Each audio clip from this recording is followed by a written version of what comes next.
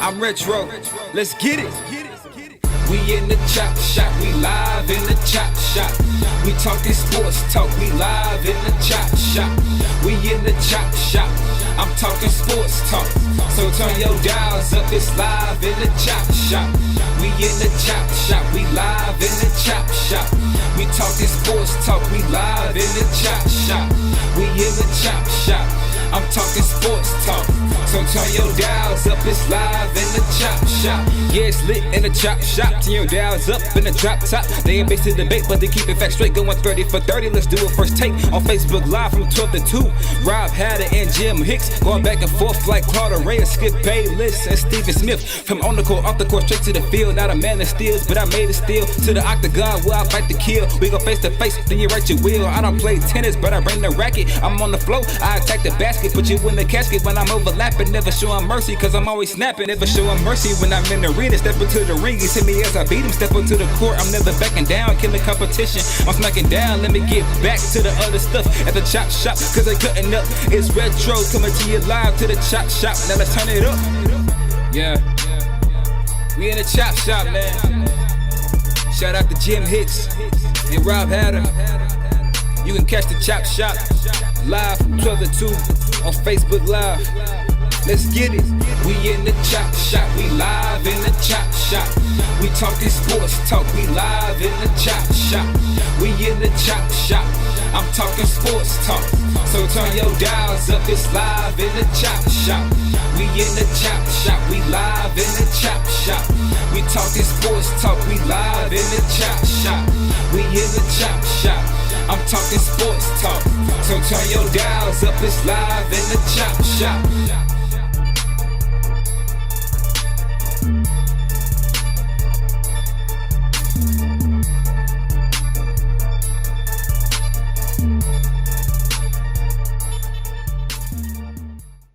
H-Town, what's up? You know what time it is. It's time for the best 120 minutes of your day. The Chop Shop, the nation's #1 urban sports talk show, and also your midday sports happy hour. Yours truly, Robert Hatter, alongside Jim Hicks, coming to you live from Houston, Texas. But we're broadcasting all over the world via YouTube Live and Facebook Live, YouTube Live and Facebook Live. It's a great day in sports today. First of all, I'd like to get this out the way. Let me see who my starting five is today. Jessica Brooks, Rod Wells, Derek Johnson from parts unknown. He's always traveling all over the world. Melvin Dews and Darryl Barnes. Those are our top, the first 5 people that signed on to our either Facebook page or YouTube page. Those are the first 5 people. But it's a great day in sports to me. I mean, sport now, you know, I know we carried on when it wasn't sports, but we got live sports now. But give me some of you. First of all, happy birthday! It's Tuesday. Happy birthday to Barack Obama, my favorite president of all times. Happy birthday to him. And last night, Kenneth Lofton and Frank White. And it's Taco Tuesday. It's Taco Tuesday. What's up, Melvin Dudes? But let me tell you something, y'all. I watched some last night. Zion Williamson is a little better than I thought. Okay? He is more impactful, and I thought he would be great. I thought he would be a top 5 20 player if he wasn't injured. Now, see, his injuries kind of derailed him. Out of shape, injuries, and stuff like that. Because I loved him in college. I loved the blowout shoe. I got on the phone and talked to Nike the next day, explaining my views on the blowout shoe. But I didn't, he just didn't look like anyone else. His charisma, his style, his size and power. He's better than I thought. Yeah, he's just better than I thought. He's more impactful. He scores easily. I don't know if y'all saw the game like that. He's more efficient. He's a little better in transition. He shoots a little bit better than I thought. Let me tell y'all something. Tiger Woods was better than I thought. Tiger Woods won 3 straight amateurs. Nobody has done that. Amateur championship. People used to complain to me, telling me, man, all you do is talk about Tiger, talk about Tiger. I said a long time ago he's going to be the greatest golfer ever. There was going to be nobody like him. And guess what? 20-something years later, there ain't been nobody like him. Tiger was better than I thought. Check this out, y'all. Tiger Woods joined the tour in August of 1996. And guess what he did, Will Johnson? He won the Masters in April of 1997. And for the next 12 years, he literally won majors every year. By 8 strokes and 12 strokes. Let me show you what I wasn't thinking about the game last night, Rick Wilmore. Let me tell you what I saw. Zion is averaging 22.5 points a game and shooting 60% from the field. Okay? Anthony Davis, as a rookie, you know, we think he's the greatest thing since sliced bread now. He averaged 13 points a game. James Harden was on the bench his rookie year, coming off the bench.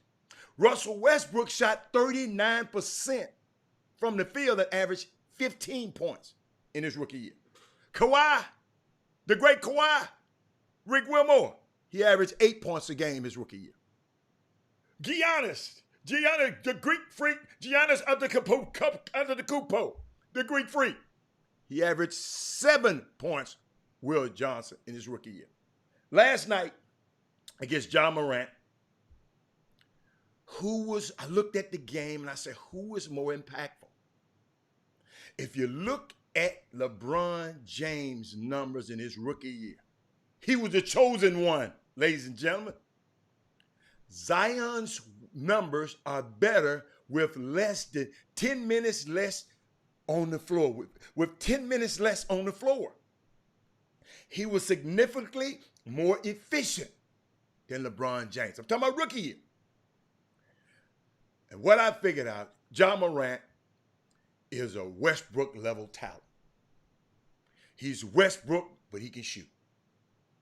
If you look at John Morant's numbers with the Grizzlies this year, I went and looked at it, Derek. I hate that plus-minus efficiency rating. Melvin Dukes, I hate all that. But I went to the offensive rating and the net rating and the plus-minus. Memphis is pretty much the same team with him on and off the floor. It's John Morant.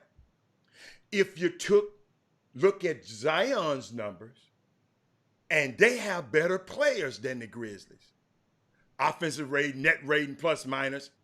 The Pelicans are a different team when Zion is off the floor and on the floor. I'm going to tell y'all something. This don't happen very often that I fall in love with a player that exceeds my expectation. I decided to go. Let me tell you something. I thought about them last night. The Pelicans. They decided, they've been playing in 15 minutes a game. They decided to play him 25 minutes a game last night, Jimmy, and he was fantastic. He's not a great defender, but he's better than I thought. That's what I wanted to share today, everybody. But happy birthday, Barack. I love that. Happy birthday, big fella. What you got today, Jimmy? I know we got a special guest. Hold on. We got a special guest today. A little later, we got a special topic. We wanted to continue those topics from yesterday. And what else we got? We got anything there? I guess you're on mute, Jimmy.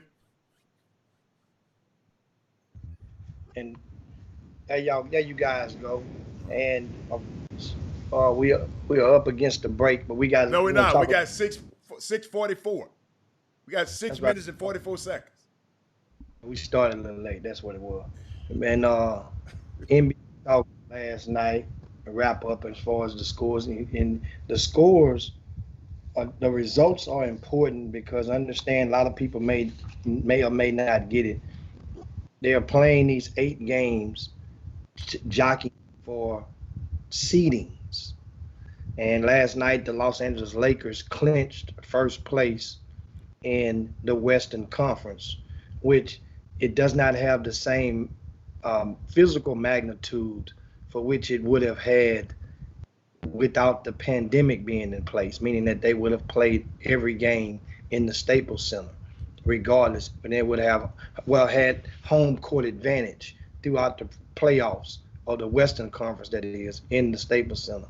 Well, the Lakers last night, they win.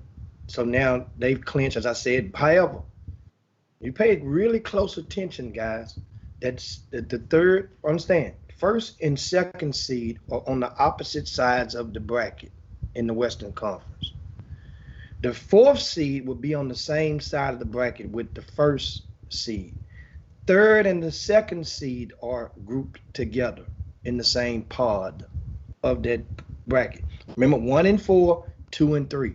So as we jockey in for positions, because understand, the Clippers right now, since the Lakers have clinched, they don't count right now.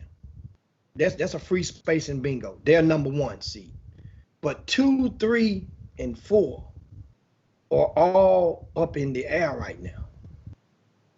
The Clippers are a game and a half ahead of the Nuggets, who won last night, by the way. The Rockets is a game and a half behind the Nuggets. They're 3 games behind the Clippers. So this is going to be really intriguing as we move for the rest of these last. How many games they got left? Out about 5, 4, something like that. Left. I don't know how many. Rockets play Portland tonight. I know they're supposed to play 8, so I guess I don't know. Yeah. So the Rockets have played 3, something like that, 2 or 3. So the Rockets played Portland tonight. Amongst those 3, the Clippers host Phoenix tonight, right? Which you would think, okay, it's a shoe-in, but Phoenix has been doing okay. Phoenix have beat the Clippers this year already before. So some teams, you come out there joking around because understand, Phoenix is trying to. How many games behind is Phoenix? Let's see.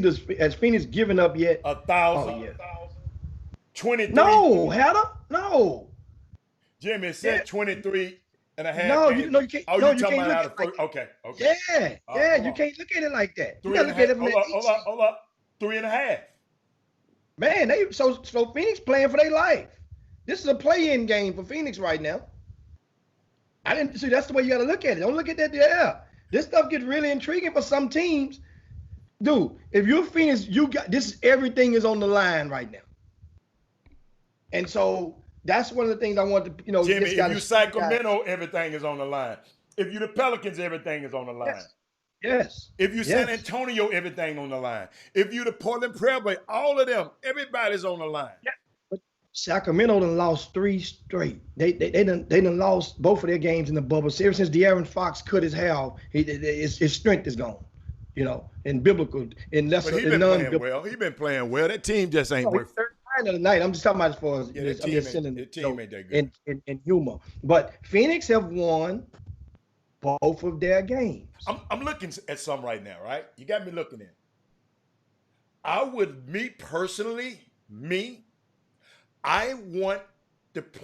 love for everything to stay right here where it is. I want the Rockets to be opposite. I want the Rockets to be opposite the Clippers. I'd rather the Rockets play the. So you mean opposite the Clippers? Okay, so I mean you want the Clippers. I'd rather them play the Lakers first than the Clippers. Personally, and matchup wise. See, and I'll just tell y'all, the Lakers. See, in the NBA, it's a lot about switching and match up. The Lakers guards ain't gonna be able to switch up and match up with James and that monster. Now, Clippers got some people that can match up with them a little bit, can match them with firepower. They got the crazy man, Patrick Beverly. Then Paul George can go out and he can guard a point guard or whatever. So I'd rather have Jimmy's favorite player. What's the little guy from A&M? I'd rather him trying to guard Caruso and them guys. I'd rather those guys because guess what? Avery Bradley's not there. Rondo's not there. I'd rather Caldwell Pope and these guys be trying to guard them 2 monsters on that end. So that's just my preference. And, because I like the Rockets and I love James Harden. and don't care who else don't like him. But but it's I don't want the Clippers. You know, I want to wait till I'd rather the Clippers and the Rockets play in the Western Conference Final. That's just my druthers. If I had my druthers. And speaking of the Clippers, after Phoenix today, they finish up with Dallas, Portland, Brooklyn, Denver, and OKC. It's a favorable schedule. So in all likelihood, the Clippers will probably remain in either the 2 or the 3 seed. Now, it's going to be one of the Rockets. Now, speaking of which, Utah, we mentioned Utah a while ago, Denver, who's sitting in that 3 slot, right? And Denver is, who does Denver have? Game and a half ahead of the Rockets. Yeah, a game and a half ahead of the Rockets and a game and a half behind the Clippers, right? Well, the Denver has OKC left, San Antonio, Portland, Utah, the Lakers, the Clippers, and Toronto. Who got on? Whose schedule that is? Denver. That's who they have left. Hey, man, I know we got to go to a break, but Jimmy, I ain't going to tell you no lie. I didn't know Bobo was this guy. I like Bobo. Jimmy, you know what? They giving him a special provision where next year he can be for rookie. He can go for rookie of the year because he didn't play during the season. It makes sense. Well, they say he didn't play before the voting took place because, guys, no matter what somebody does right now, the NBA have already drawn a line in the sand and saying it will not count toward the voting. But Jimmy, so that means it can't be about voting because guess what? That means it couldn't be about voting. How can you be classified a rookie again? It must be certain stipulations. It happened to Ben Simmons. Ben Simmons was out the whole year. He didn't play. Okay. So maybe this kid didn't play enough games. Ben Simmons didn't play the whole year. No, he didn't. No, Bobo did not play this season. That's what I'm saying. You talking about the voting. It's got to do with his play. I know. Hannah, Ben Simmons did not play at all. Yes. This guy's played. Right, but it might be I'm just telling you, it's some stipulations more than you talking about the voting. That's all I'm saying. I'm quoting you what the reason was, and during the break you can pull it up. The reason is because he had not played before the bubble, before the voting went in. They drew the line in the sand. That was the the reason that they filed the provision or the amendment for him on behalf of that Denver Nuggets program. I ain't got to put it up. I don't even care. Yeah, I ain't got to put it. That don't even matter. I don't care. I know it's more than that. But we got to go to a break, man. We got to take a quick break. Hey, boy, it's time. You guys can get ready to share the show with your the timelines and friends because it is almost time to dive into the conversation. You guys, part 2. These questions, Halle got a boatload of questions in his phone. I got a boatload of questions that's from yesterday that didn't even scrape the surface. The private things that parents pay for in youth sports. Chop Shop. Be right back.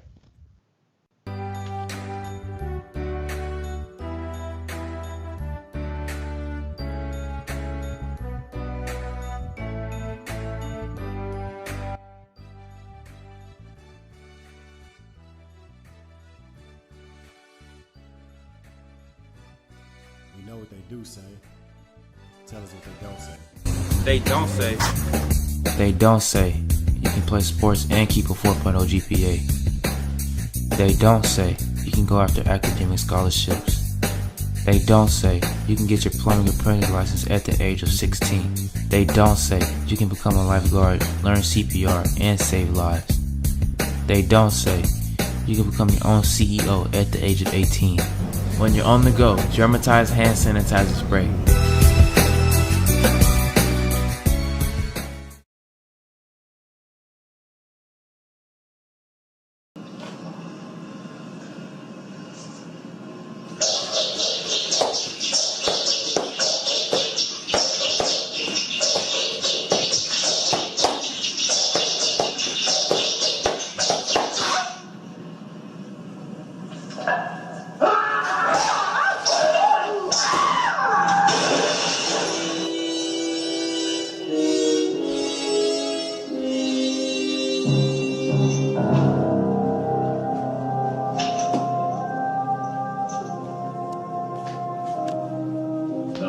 simple, but the guards was magnificent. Your skill is extraordinary. And I was going to ask you to join us. Welcome back to the best 120. I hit the wrong button again. Welcome back to the best 120 minutes of your day. The Chop Shop, the nation's #1 urban sports talk show, and also your midday sports happy hour. Yours truly, Robert Hatter, alongside Jim Hicks. We're live right now in the Chop Shop. Jimmy, I mean, where are we going to go? I mean, do you want to go there? Or you want to go there now? Because I know we're going to run out of time. We got a guest coming in. And time is of essence. So, I mean, what you want to do? Remember, here's the play. In all fairness, we promised them today. We got a college coach, a prestigious college coach coming up, a distinguished college coach coming up with us as far as in popularity around this part of the country at the top of the hour, right? But what we're going to do, we promise to bring some of this stuff to you and continue this conversation with part 2. So that means it's no way to get all this stuff in 30 minutes. So what we would do is we're going to have a part 3 on Wednesday and going to wrap this thing up with solutions and add more solutions on Thursday. So we're going to take this thing all through the week. That way it gives some people time to be able to engage and join the conversation who probably didn't join it or wasn't able to get on it yesterday, right? So now, the question is, well, the topic is some of the secret things that parents pay for in youth sports. Some of the secret things. Secret? And yesterday. What if it was a secret it wouldn't have got out? Well, secrets always get out. That's the thing. But then it ain't a secret. It's supposed to be a secret, but it gets out, and the thing is, first of all, as you mentioned, the secret. And one of the things yesterday, the angle was parents paying for tweets, people accepting money for tweets in exchange for tweets for amateur student athletes. Remember, amateur student athletes. And if you're doing so under the umbrella, and give you my stance, I have no problem with a parent wanting to pay to enhance the percentages of their kid making it. I don't have a problem with you guys getting paid off of the tweets or emails or social media inflation. But the thing is, for those of you, once again, who act like and who blatantly claim, I don't do nothing like that. That ain't what I do. I don't do that.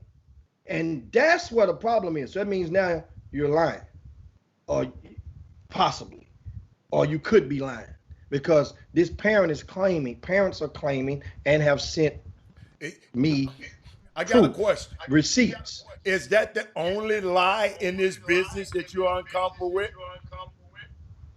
No, but it goes, and a lot of the other lies go right in sync though with paying for tweets. Because think about it, before the paying for tweets, if we harping on it, but once again, there were also people. Remember, this is not a black or minority thing. No. There was just a case just last year, whereas a nationwide federal case, a collection of people were charged, and some have pled guilty for their roles in an academic SAT, SACT testing academic scandal, so to speak. So remember I said yesterday, 2 of those people resided in Houston, right? That was, one would be a Martin Fox, and the other would be Nikki. Was a cheerleader rep and a volunteer teacher over at Jack Gates High School. And understand, Martin Fox, think about it like this. Let's go backwards with this stuff. The stakes are much higher because people were paying, according to the case, the court documents, 5 digits, 6 digits for one kid to get to increase their percentages by way of a SAT, ACT. Well, money was changing hands, and understand, but at the same time, I don't think Martin Fox was running around town. If you asked him, could he do this, he would let you know, I can get this done. See, that's a difference. I'm not gonna go there. I'm not gonna go there. I'm not gonna go there. I'm not gonna go talking about what he wouldn't do. So that's. No, I didn't say what he would not do. I'm saying what I'm saying is people that know in the underbelly of sports, they knew it was a known. Maybe the other people just don't feel comfortable. Telling everybody what they're doing. Think about this, man. And like I said it yesterday, and I want it perfectly clear, okay? If the parent, see, the parent is, even the parent who sent you receipts, the parent is whining to you now and whining to everybody, that parent was complicit in this thing. That parent was just as guilty as the guy who did it. That guy had a service, and parent That's not necessarily true, Haddon. No, I'm speaking with the parents. That's not necessarily true. You can speak with them all you want to. Because you have to understand the why. The why is a lot of the people are under the pretense, a lot of people, parents, have been led to believe. So that means I can't be led to. Well, if they've been led to believe, Jimmy, all complicit mean they joined in. That's all it means. They complied. Complicit mean they complied. Did nobody force them parents? No, but if you it's like the predatory loans. If you're soliciting me vigorously to making me believe this is what I gotta do, this is what I need to do, I can get this done for you. That means now, whoa, that's a whole different thing. I got a question. What's your parents' gripe? What's the parents' gripe? What's the parents' problem? I want to know. The gripe from 3 that I spoke with. Yeah, what's their gripe? Another person this evening who's going to show and produce more receipts. What are the parent gripes? The gripe is they were led to believe that they had to do this. This was the only way that they could get in to the camp in regard to getting in Ruck on Wood. This is the only way. Regarding to the tweets, this is what you need to do. The college coaches will bite on you if you follow these steps and subscribe to my tweets. Then that's what the parents are led to believe. So that's the different thing. Hey, Jimmy, what year were these parents?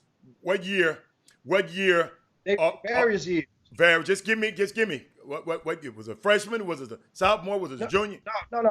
All are still in school right now. In high school right now. Okay. Yes. Okay. So these parents are part of this basketball community and knew about the Rucker on the Wood. That's an event that you've been doing for years. No. Neither one of those 3 I talked to didn't even know about RCS Sports VIP news. How about that? I'm telling you, this is a new generation. Okay. Have they ever heard of the Chop Shop? No. Didn't know how to get on the Chop Shop. Neither one of the 3. I'm telling you, man. So, you understand. So guess what, Jimmy? Hey, straight up. Hold up. Listen. Hold up. Told me straight up.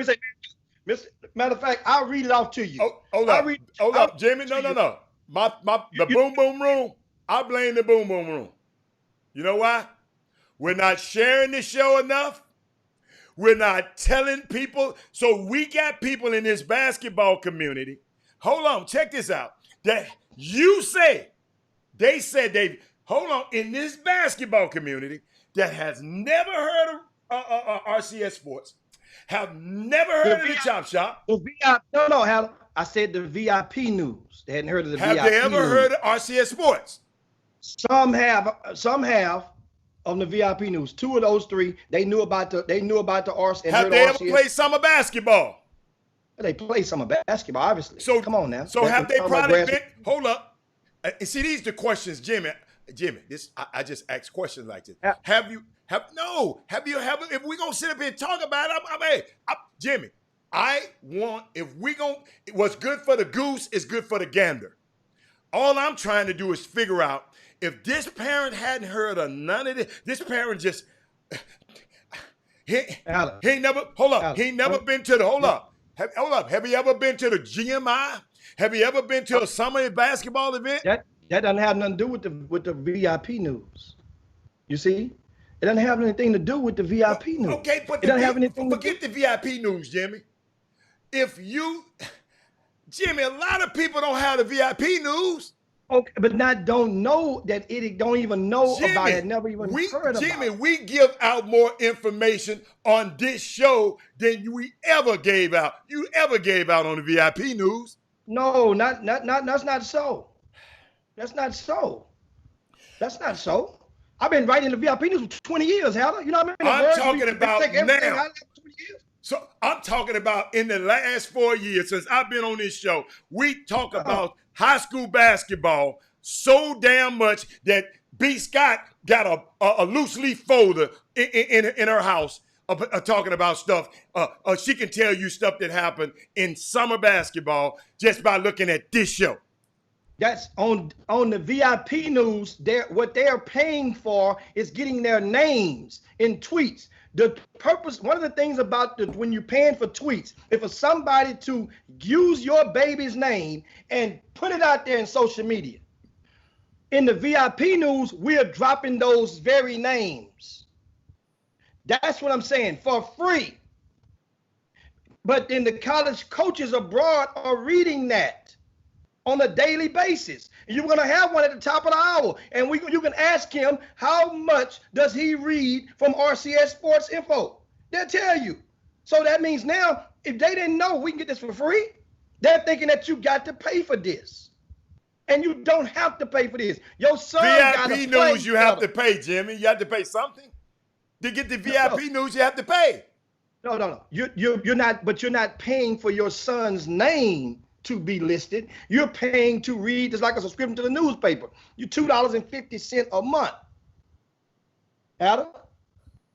That's what you're paying. But guess what, Jimmy? Jimmy, tweeting is a new way to do it. The people tweet is a new way to get it out there faster. That's not the issue. Remember yesterday I explained to you, if it's a secret, listen, what if the guy don't want you to know that's what he's doing? NCAA yesterday, they called my phone about this topic. They ain't gonna call my phone because I ain't got no business with them. What they call your phone for? I'm saying they called my phone. I'm one of the 100 most influential people in college basketball. That's why they called my phone. They follow me on Twitter. So they called me to ask me about if you so influential, why is this happening on your watch then? Understand something. There are people out here. Every rapper right now don't know Willie D. That's a new rapper that's 17 years old. They don't know a Scarface. They know Jay-Z. No, I'm just telling you. Think about it, understand what you're saying. I'm Willie D now. I'm on the way out the damn door. So them people don't, and I'm gonna read you what the guy tell them. Well, one of the parents just texted me flat out. Understand this. He say, I'm telling you, man, us new people don't know you. This is so when that's like, you know what? That's like telling somebody they breath stink. Guess what? You gotta do this right here and say, well, yeah, I understand. I gotta get, they don't know me. They don't. I'm not in the stands playing hoochie coo with their kids. I'm not high-fiving them. I'm not little bro, my man. What's up, young fella? I'm not doing that with the kids. So therefore, the parents, when they see me, they don't know. It's a different generation. Generations, if you're not reinventing yourself, if you're not being innovative enough, then guess what? They don't know you. And that's how it goes. It kind of reminds me, one of the days I go into the corner store, leaving out the neighborhood, and one young fella, often ask young fellas, hey man, what street you from? Who your people from the hood? And, you know, when I get to the corner store or something, I see the young guy standing outside the barber shop or whatever, down there. And they'll say, I'm so-and-so, so. Okay, well, you the so-and-so's little nephew. Hey, yeah, okay. Now this young man, He didn't know me. Didn't know me. That means he didn't know me, didn't care. So then what I had to go do is tell one of the other little cats when I leave, let him know who I am. That way next time I see him, I want to talk with him. So that way he know. Otherwise, young people, when they don't know, and even the family, I'm talking about the young people within themselves, I'm talking about the families. They don't know. So that means a lot of things they don't know. So what they thinking, Hatter, and it's another part what one of the guys told me, one of the ladies' parents told me, they thought that I'm part of the play. So they're thinking all the while that Jim Hicks has co-signed people to scalp $500 admissions into Ruck on Wood. They thought that that was part of it. I even got another one this morning that told me that they thought because Alan Branch did the statistics from the Southwest Exposure Camp and he was selling the package from the stats sheets, that since we didn't let parents into the Southwest Exposure Camp, now we're trying to sell them the stats. Jim Hicks trying to sell the stats and he trying to do, no, that's Alan Branch got his own company, which we endorsed to come and provide the statistics for the camp. So people don't know, they really don't. And so that's why they present so many of these questions in an effort to help them understand. Speaking of camps, one of the questions was, how do we know what camps are good and which one are money grabs? These are good questions from them. And they're good questions. I mean, well, you do your homework, you ask different things first of all, you look at the camp and you try to find somebody that's been to the camp before. Try to get in contact with them and ask them about their experience at the camp. That helps. That's one way. That's not the solution, but it's a solution, right? And Mindy says, come on, Jimmy, you're at most events. How could parents not know you or inquire about who you are? The kids might not know, but the coach and parents know. Yes, the parents may know me, but they may not know what I do. That's why I wore this shirt on purpose today. Certain times you do stuff on purpose. See this shirt? It's the NBPA Top 100 camp. How many of you guys that's watching this show right now knew that I'm on the selection committee for Top 100 camp? You see what I'm saying? And you can know me. And what's your role? I'm on the selection committee. What's your role? Camp. You do what? Selection committee. So I mean, for you to get voted into this camp, and especially from this part of the country, I pose one of the 8 votes that comprise the selection committee. I'm the only person on the committee that don't cover the whole country, that are not obligated to cover the whole country. But I bring more value because I do a lot of other stuff. And when we get to the camp, a lot of other things that goes into the role of my function, because you got to bring valuability. Otherwise, you can easily be replaced. Okay, let's get back off. Let's get off you. So you're saying if the parents saying, because we're trying to find solutions too at the same time. We just get them out the way. So how do they know is a camp a money grab versus? So you saying first you got to research the camp? Yes. I got a question for you.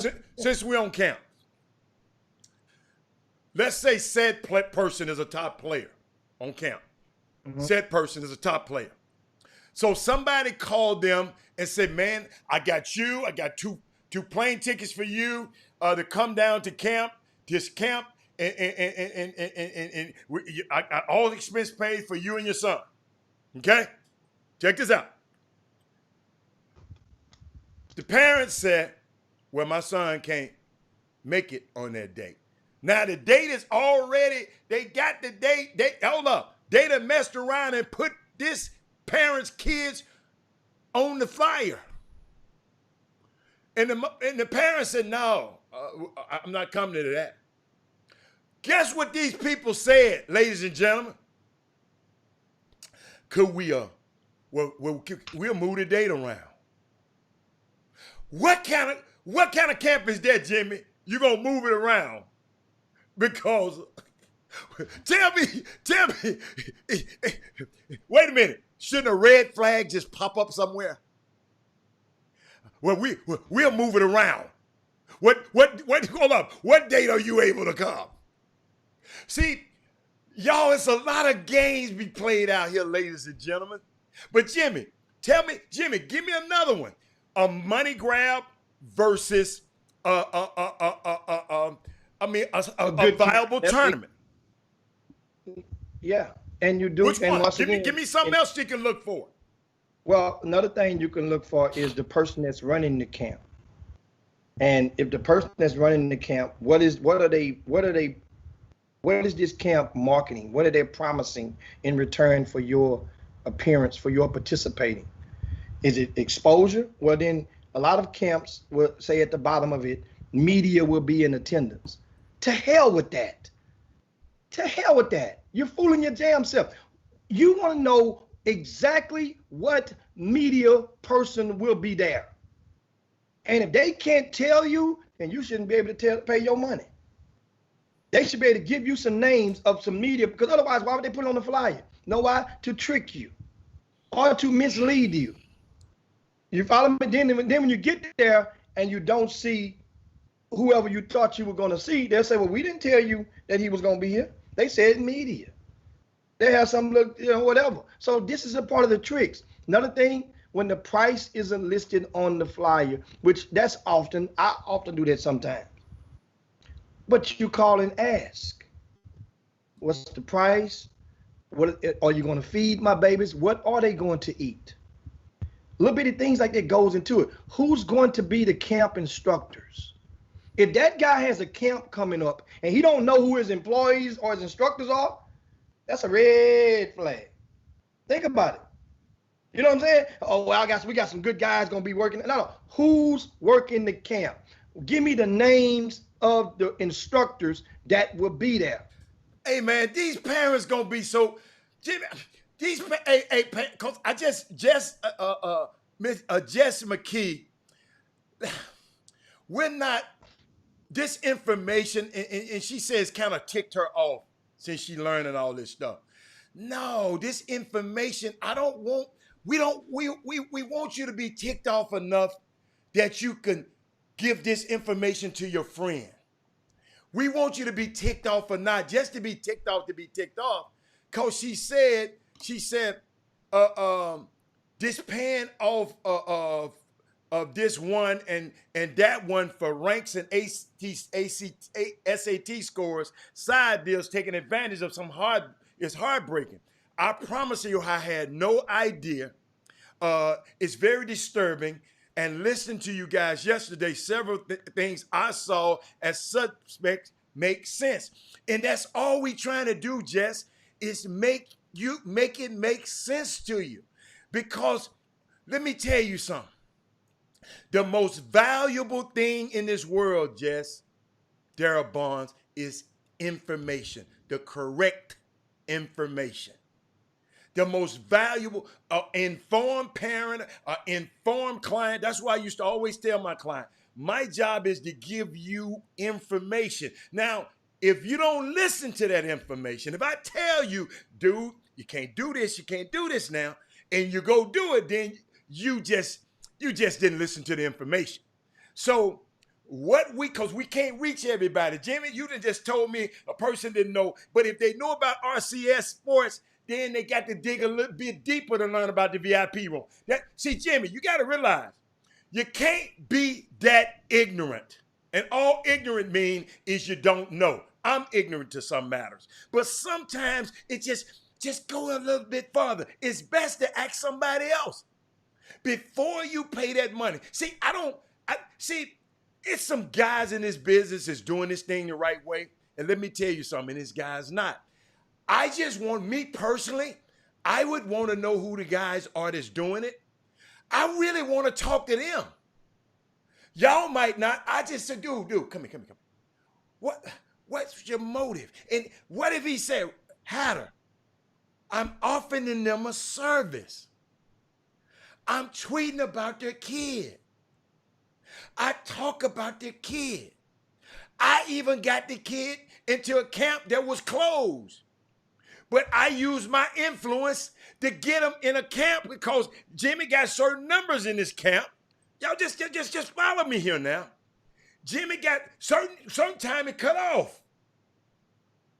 You know, you're supposed to be nominated, and then what if little Johnny get nominated? So me as a daddy, I'm trying to get him in. Man, what would it take to get my son in? But you saying somebody when it's solicit, he used his influence to get him in. Maybe you need to declare yourself when it's closed, it's closed. Can't nobody, me and nobody else get nobody in. So then they won't have that leverage to say, look, you give me $500, you show up, I got him in.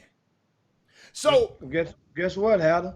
Those, if looking to connecting the dots backwards in that scenario, the slots were already granted to that individual before the camp got closed. To the certain individual. Oh, so yes. Individuals have slots? Shit, I ain't never had no slot. Yes, you did. You got a little kid that couldn't even blow his nose on the basketball court in the camp in Rock on Wood last year. Oh, I don't remember who he was. You remember the kid you called me in to get in the camp?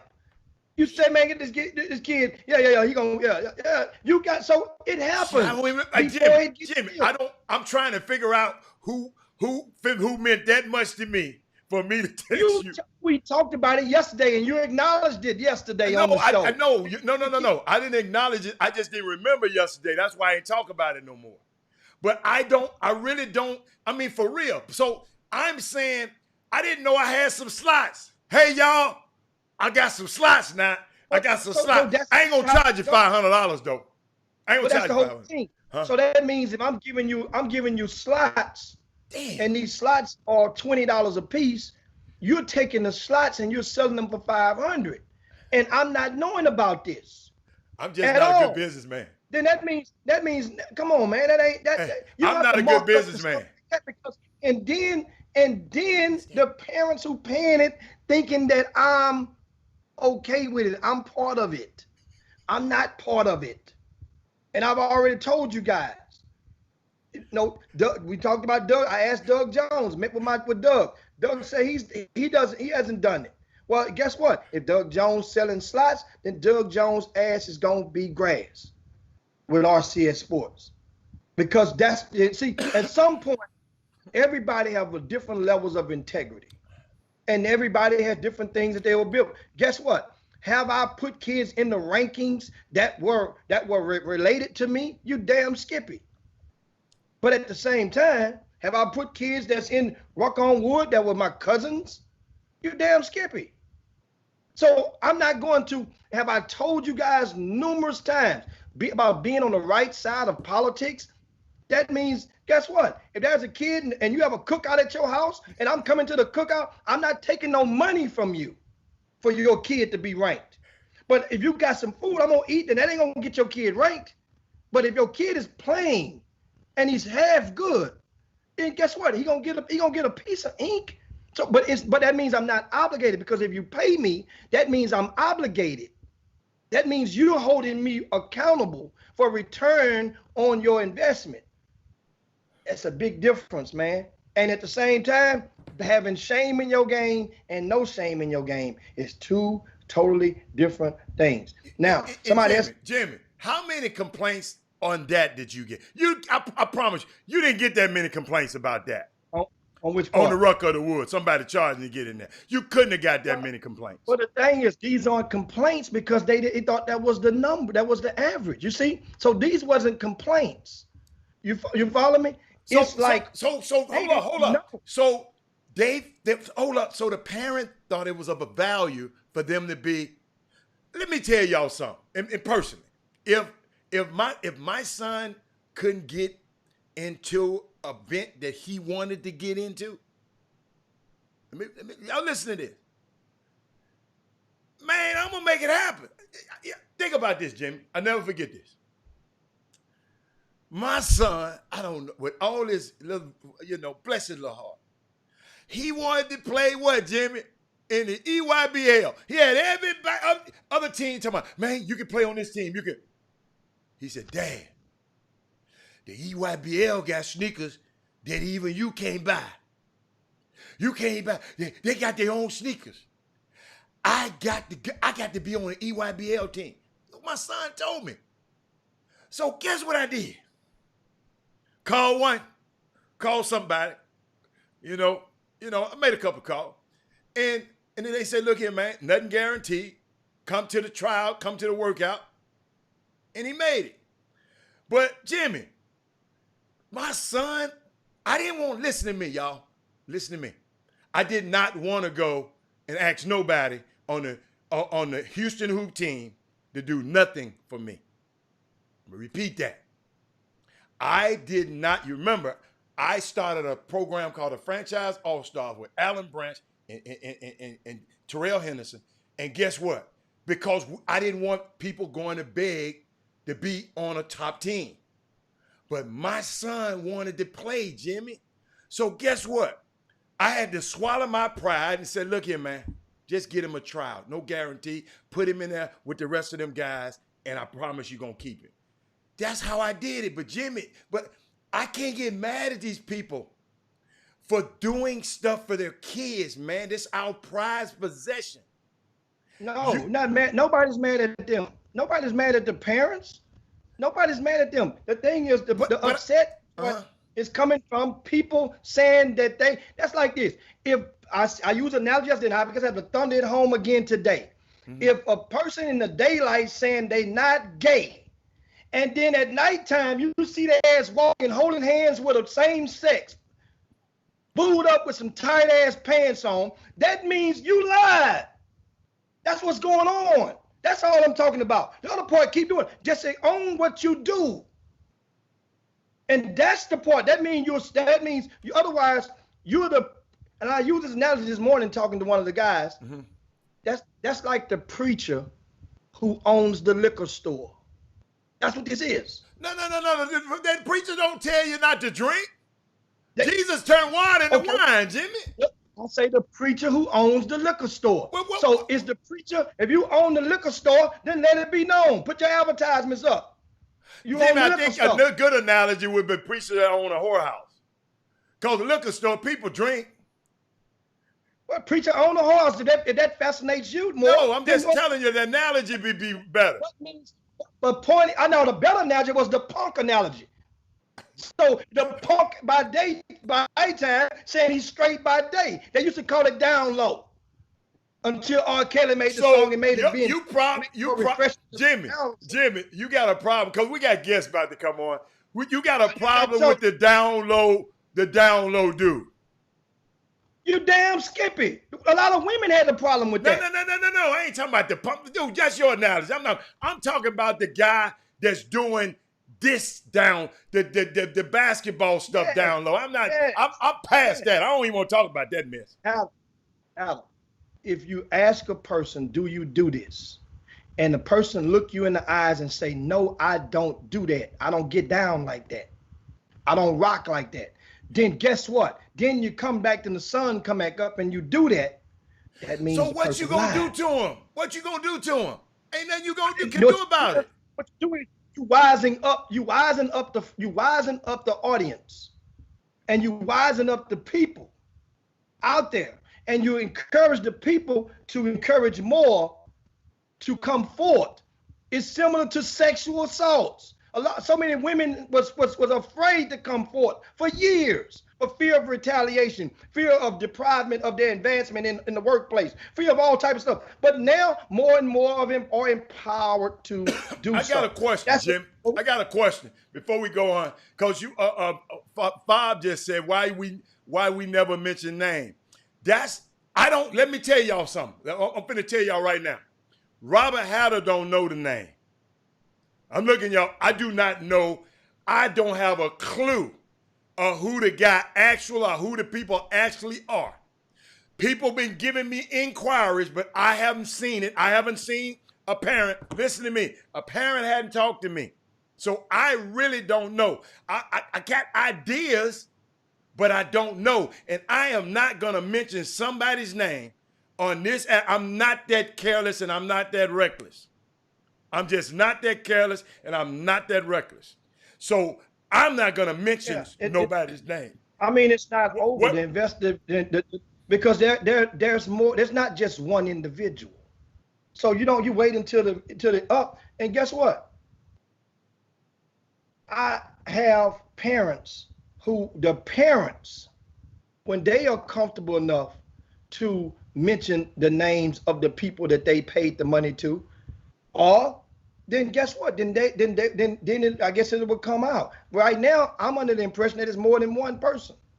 So that means until you get the whole investigation complete, now the investigation is in progress. So you don't name them. That's not. And my point is, I mentioned earlier, many of you guys that are watching right now are probably aware of at least one person. But they don't know. They probably don't know the person doing it. No. They know. Some know. Some have to. And here's the thing. It's like I was talking to a college coach earlier today. And this college coach, we were talking about the topic, and he gave me a good scenario. And we're about to bring in another coach. Yeah. I like him. I like this next college coach. Here's what he told me. He says, we were talking about this same topic, because I'm throwing it around the room and getting the thoughts of solutions from different college coaches. So this particular college coach says to me, he says, you know what? Because I mentioned the name Martin Fox, guys, in their situation, in the legal situation about the SATs, ACTs. Well, Martin Fox, if you didn't know what I did, what I do now, then many of you parents really didn't know, understand, or don't know all of the things that he could help you with, as far as exposure, getting into camps, getting your SATs and ACTs, getting you into parties, getting your Super Bowl tickets, getting you into Final Four tickets, getting all that. So that means he was the plug for grassroots, for not just grassroots basketball, for a lot of people, that helped the corporate person be able to connect with college, with what they wanted, the concierge, so to speak. Well, the coach says to me, when Martin Fox got in trouble, he said he was a good friend, man. He said, but I was scared to call him. I didn't even call him because I figured his phone was tapped. I'm reading my notes, what I wrote when the coach told me today. He said, so man, I didn't want, because I didn't want that falling back to me. He said, many of us know what he was up to, right? But he's still a friend. So that I want to share that with you guys. It doesn't mean the person that's doing this should get a death sentence or a life sentence because they done it. No, just trying to crack enough whips to where as people understand, first of all, because it touched my company. It touched me. Oh, yeah. Because it involved me. So this ain't one of them situations where, man, why you in other folk business? Why you messing with hustle? Yeah, you got to damn hustle has something to do with my business. You're right. I totally agree. I don't know about Hey, did you hear what I just said? That's the first time I ever agreed with you. I totally agree with that. No, I don't want you to agree. I know you don't, but I totally agree with that one. It's touching your business, and you run your business with a certain level of integrity, and you don't want this jacket. You might have other jackets, but this jacket here you don't want. It's not your jacket, and I understand that, man. And without further ado, let's bring McGowan, man. Can we go to a break, then bring him on a proper way? Yeah. Let's let him breathe a little bit, and that way everybody can share the show. And we're about to bring in our special guest, and we're going to talk about his journey, as well as he's going to answer a lot of your questions about recruiting. Chop Shop, be right back. No, you get it. Here, let me try.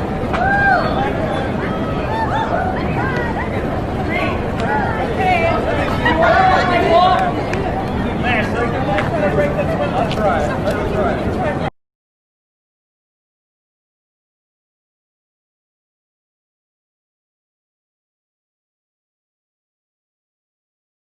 John Lewis is lying in state in the US Capitol. How do you think history will remember John Lewis? I don't know. I really don't know. I don't know. I don't know John Lewis. He chose not to come to my inauguration. He chose. I never met John Lewis, actually. I don't believe. Do you find him impressive? I can't say one way or the other. I find a lot of people impressive. I find many people not impressive. But no, but I didn't go. Do you find his story impressive? He didn't come to my inauguration. He didn't come to my State of the Union speeches. And that's okay. That's his right. And again, nobody has done more for black Americans than I have. I understand. He should have come. But I think he made a big mistake. But taking your relationship with him out of it, do you find his story impressive, what he's done for this country? He was a person that devoted a lot of energy and a lot of heart to civil rights, but there were many others also. There's a petition to rename the Edmund Pettus Bridge in Selma, Alabama as the John Lewis Bridge. Would you support that idea? I would have no objection to it if they'd like to do it. Yeah, that's a good idea. Would have no objection to it whatsoever. Okay. Is that me? Oh my God. Mom. Back up. That's me? Yeah. No, that's not. Well. Over there. No, that's not you. That is me. I swear to God, that's me. Welcome back to the best 120 minutes of your day. The Chop Shop, the nation's #1 urban sports talk show, and also your midday sports happy hour. Yours truly, Robert Hatter, alongside Jim Hicks, coming to you live from Houston, Texas. I can't stop laughing at that little boy. He said, "Is that me?" But Jimmy, you got a special guest. Let me tell you something. College basketball coaches, I know you're going, but this guy, this got to be one of the hardest working guys. I mean. He just one of the hardest working coaches that I've ever seen. He's always in the gym where everybody, hold up, y'all, even when he was in transition from one job to another one, he was over there working out with John Lucas. So it's just unbelievable the passion that comes along with this guy. And Jimmy, you can get him. I just had to say that to him about him because it's just unbelievable. I love people with passion, and he is one of those guys that exudes it so much. So Jimmy, without further ado, let's make it happen. Absolutely, we get right into it. We got with us right now. We got one of the most popular college coaches in this region of the United States, and that is Coach Malagi of the Texas Tech Red Raiders, and he's joining with us right now today. And we got him for a whole slot, a whole lap. Jimmy, hold on. I got something for him. Hold on, Jimmy. Hold on. Yeah. Now you can come on. Now you can talk about it. And what's going on, Uric? What's going on, fellas? Man, I appreciate y'all having me, man. Just, honored to be on the Chop Shop, obviously, man. Big fans of both of you guys, and knowing both of you guys for a long time. Love what you guys doing. So just honored to be on this show today. Hey, man, your journey, man. I remember back in the day, it seemed like yesterday when I was, somewhere sitting in the corner of a gym and you was over there with the Dallas Mustangs. Yeah. Oh, I didn't know that. Seemed like a long time ago for me, Hicks, but man, I was telling somebody the other day about my very first Tony Johnson, man. Nice. Yeah, take us back to that some of your last grassroots season. What do you remember most vividly about that being a grassroots coach, and how did your break come to go from grassroots directly into the college ranks? Yeah, so I started coaching AAU when I was 17, just to backtrack. I had my own AAU team, Team Arlington Select. A lot of people don't know that. And then I met Tony Johnson. Marcus Sloan was actually my roommate at TCU. It was my very first basketball camp that I worked. Playing for Neil Doherty. And then Tony Johnson's assistant, Albert Johnson, was there at the camp. Jimmy, you probably remember Albert. He was the assistant coach at Texas A&M. He was actually the first coach on us. And he connected me with Tony Johnson. We had Brandon Fields that played at Nevada and a couple of the Division I players that he was interested in. And we joined, and I ended up coaching a 1500 group. It was a 2007 group. But my last summer, we had ended up having 10 Division I players, 10 high major players. We were led by All-American Anthony Randolph, who's one of the most talented players I've ever been fortunate to coach. He was one and done at LSU. was a lottery pick. And so during that time is actually funny, man. Everything kind of comes full circle. Coaches, Chris Beard, assistant coach at Texas Tech for Coach Bobby Knight. And he was DeWaylen Roberts, who played the state championship team. They, actually went 39. And he actually allowed me to, he connected the dots for me to be a grad assistant at after the in March of my senior year. And then Scott Cross ended up getting, it was that around that summer, I accepted a full-time position at UTA. I was 21. I was blessed to be the youngest Division I coach in the country. So it's kind of my transition into it. And so now, when you got on the other side of the fence, your relationships, because you were with the Dallas Mustangs at that time, Dallas Mustangs, and you got to realize how time, you're talking about 2007, summer 2006, and during that time, that means a kid who's a rising senior in high school right now. That means that young man was like what, 3 years old, something like that. So people don't really know, and that's one of the things I got out of our conversation last hour when we were talking, Hal and myself, is that it hits you in the head when people realize and they tell you, hey man, we don't know you. We see you, but we don't understand knowing you and understanding what you do. So as you were coming out of the Dallas Mustangs and got into college coaching, was it expected for you to walk up in there with a boatload of Dallas Mustangs on your arms with a gig, or did it hurt you or help you afterwards with being with that single program? Very, thankful for Tony Johnson, seeing a lot of, I guess, potential in me at an early age. And I tell a lot of people in terms of evaluating, he's one of the best evaluators I've ever been around. I think that, evaluating is one of my gifts. And a lot of that has to do with Tony Johnson's ability, to teach me. And he taught me the ropes in terms of being able to project what a kid could be, And so that experience, has been very helpful in terms of being able to evaluate guys at the collegiate level. We had various guys go, low major, mid major, high major, and have a level of success.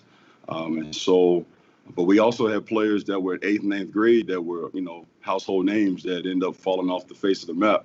And so I saw kind of, how that looked as well. I thought it was very advantageous for me in terms of just networking, not just with coaches in the Dallas-Fort Worth area in Texas, but all over the country. All of my jobs have been in the state of Texas, so everybody always tries to put me in a box like I only can recruit Texas.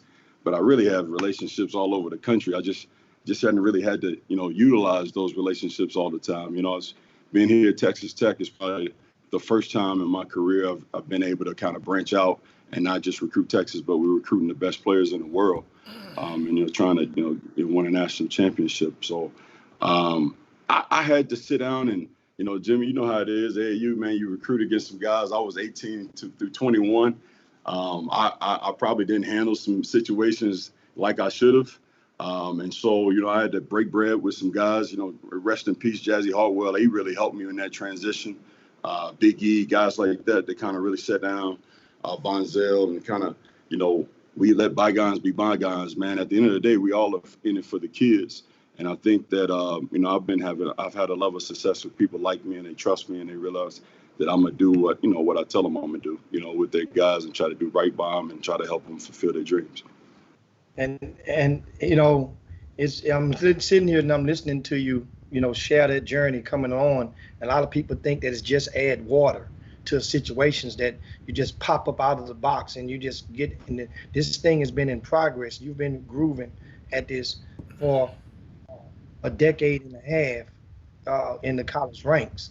So your first home visit, first of all, share with the people, explain, because we're going to kind of do it a little different as a teaching moments as well as story.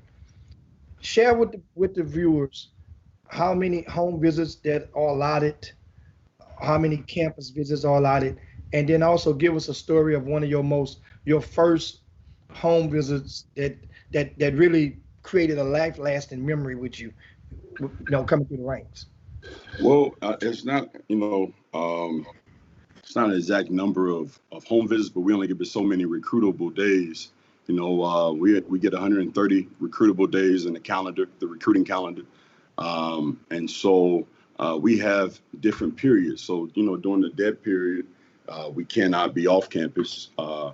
Quiet period, we can have recruits come to campus. And then during the evaluation period, contact period, now that it's called, we can actually get off campus. And then, April of their junior year, I believe, they change these rules all the time. I'm pretty sure it's April of their junior year. We're allowed in that spring to have home visits with these players. So for me, we had over 50 guys signed Division I in the 3 years I coached with the Mushrooms. I set in over 100 of those home visits. I got a chance to see a lot of these top coaches now, come and recruit our guys. And I've taken bits and pieces from all these top coaches and recruiters that we think of now.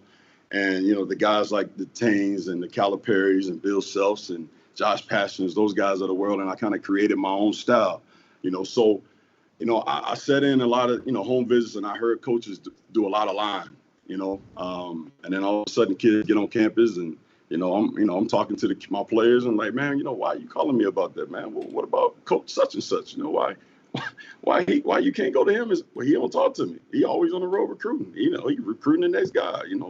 Or what about this assistant? Or well, that he recruited him. And so I always told myself if I was blessed to get in the home, man, I'd be true to myself.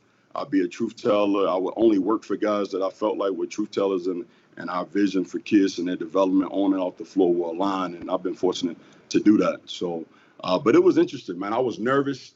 Those first home visits, I can't even remember my first home visit, to be honest with you, Hicks. Really?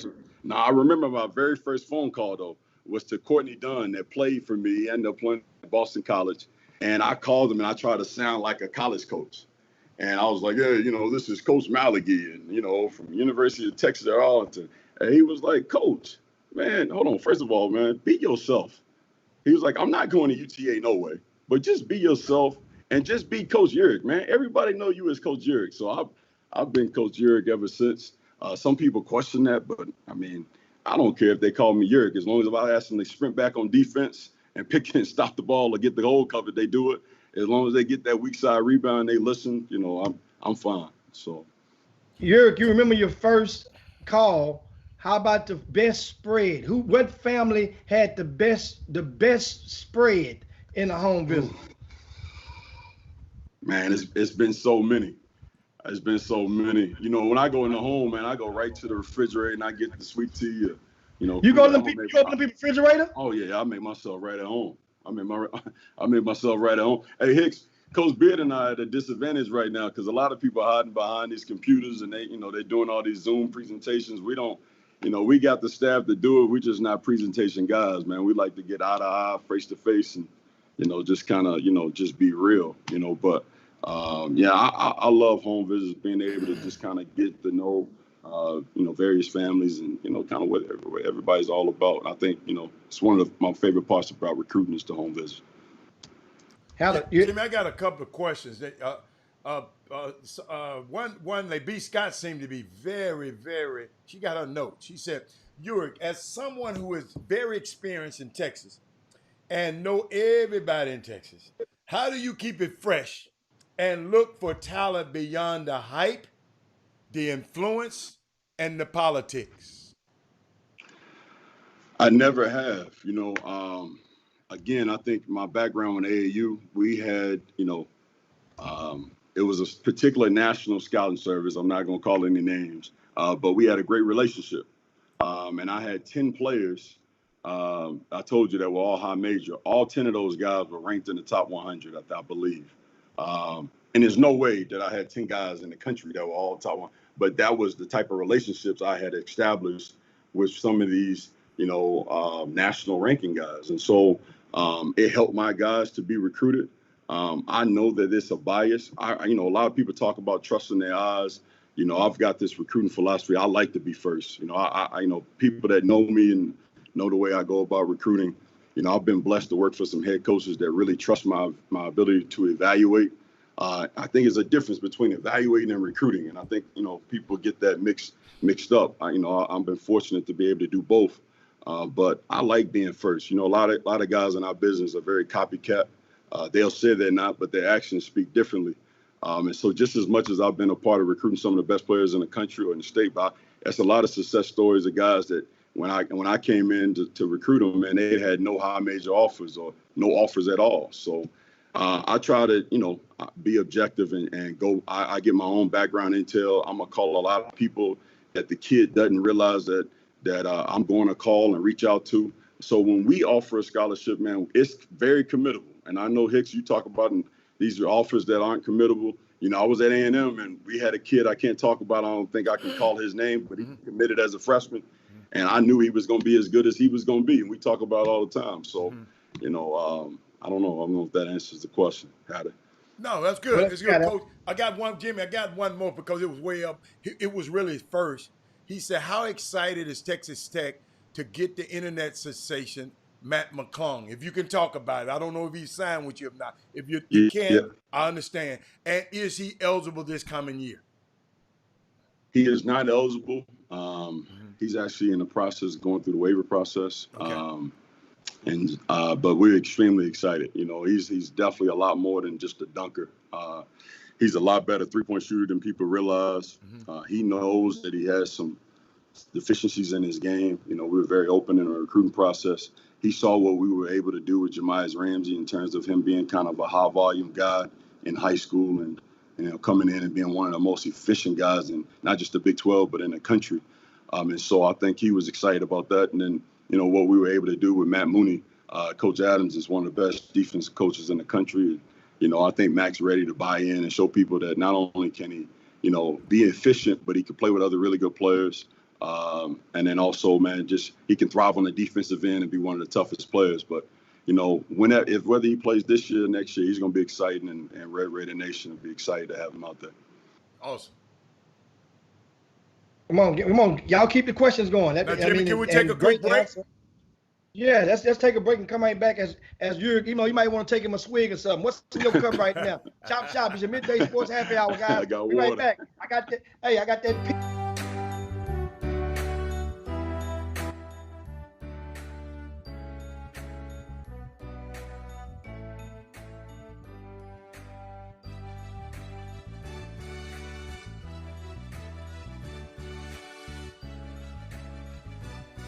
We know what they do say. Tell us what they don't say. They don't say. They don't say you can play sports and keep a 4.0 GPA. They don't say you can go after academic scholarships. They don't say you can get your plumbing or printing license at the age of 16. They don't say you can become a lifeguard, learn CPR, and save lives. They don't say you can become your own CEO at the age of 18. When you're on the go, Dermatized hand sanitizer spray.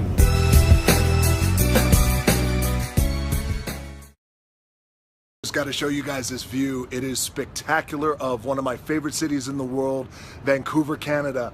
And look, I've dropped my blood and sweat in this city, wrestled multiple matches in this city, shot big movies in this city.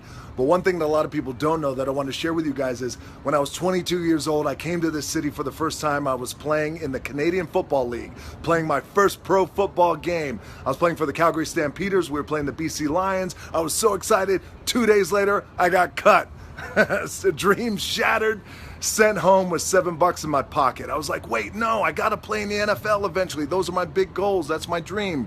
You realize that playing in the NFL was the best thing that never happened because it got me here. So my point is, look, you're going to get your ass kicked. We're going to get the shit kicked out of us. You got to get up. You got to have faith that the one thing you wanted to happen oftentimes is the best thing that never happened. So have faith and just keep that in mind and keep plugging away. Welcome back to the best 120 minutes of your day. the Chop Shop, the nation's #1 urban sports talk show, and also your midday sports happy hour. Yours truly, Robert Howard, alongside Jim Hicks, and our special guest today, Texas Tech Red Raider assistant coach Coach Malagi is in the building. Man, let me tell you something, man. I talked about how hard you're working, right? Dude, you at the gym, even when dudes are freshmen.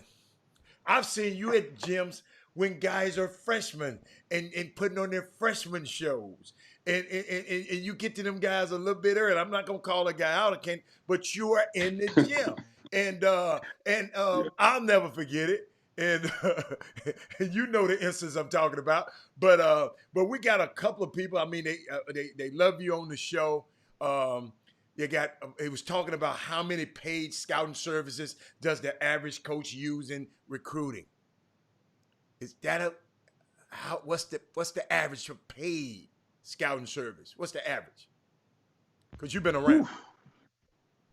I would say locally, meaning a particular region in the state or state, statewide scouting service. I probably would think that would range in between 400 to 500, maybe. On an average, nationally, I think probably $1,000. No.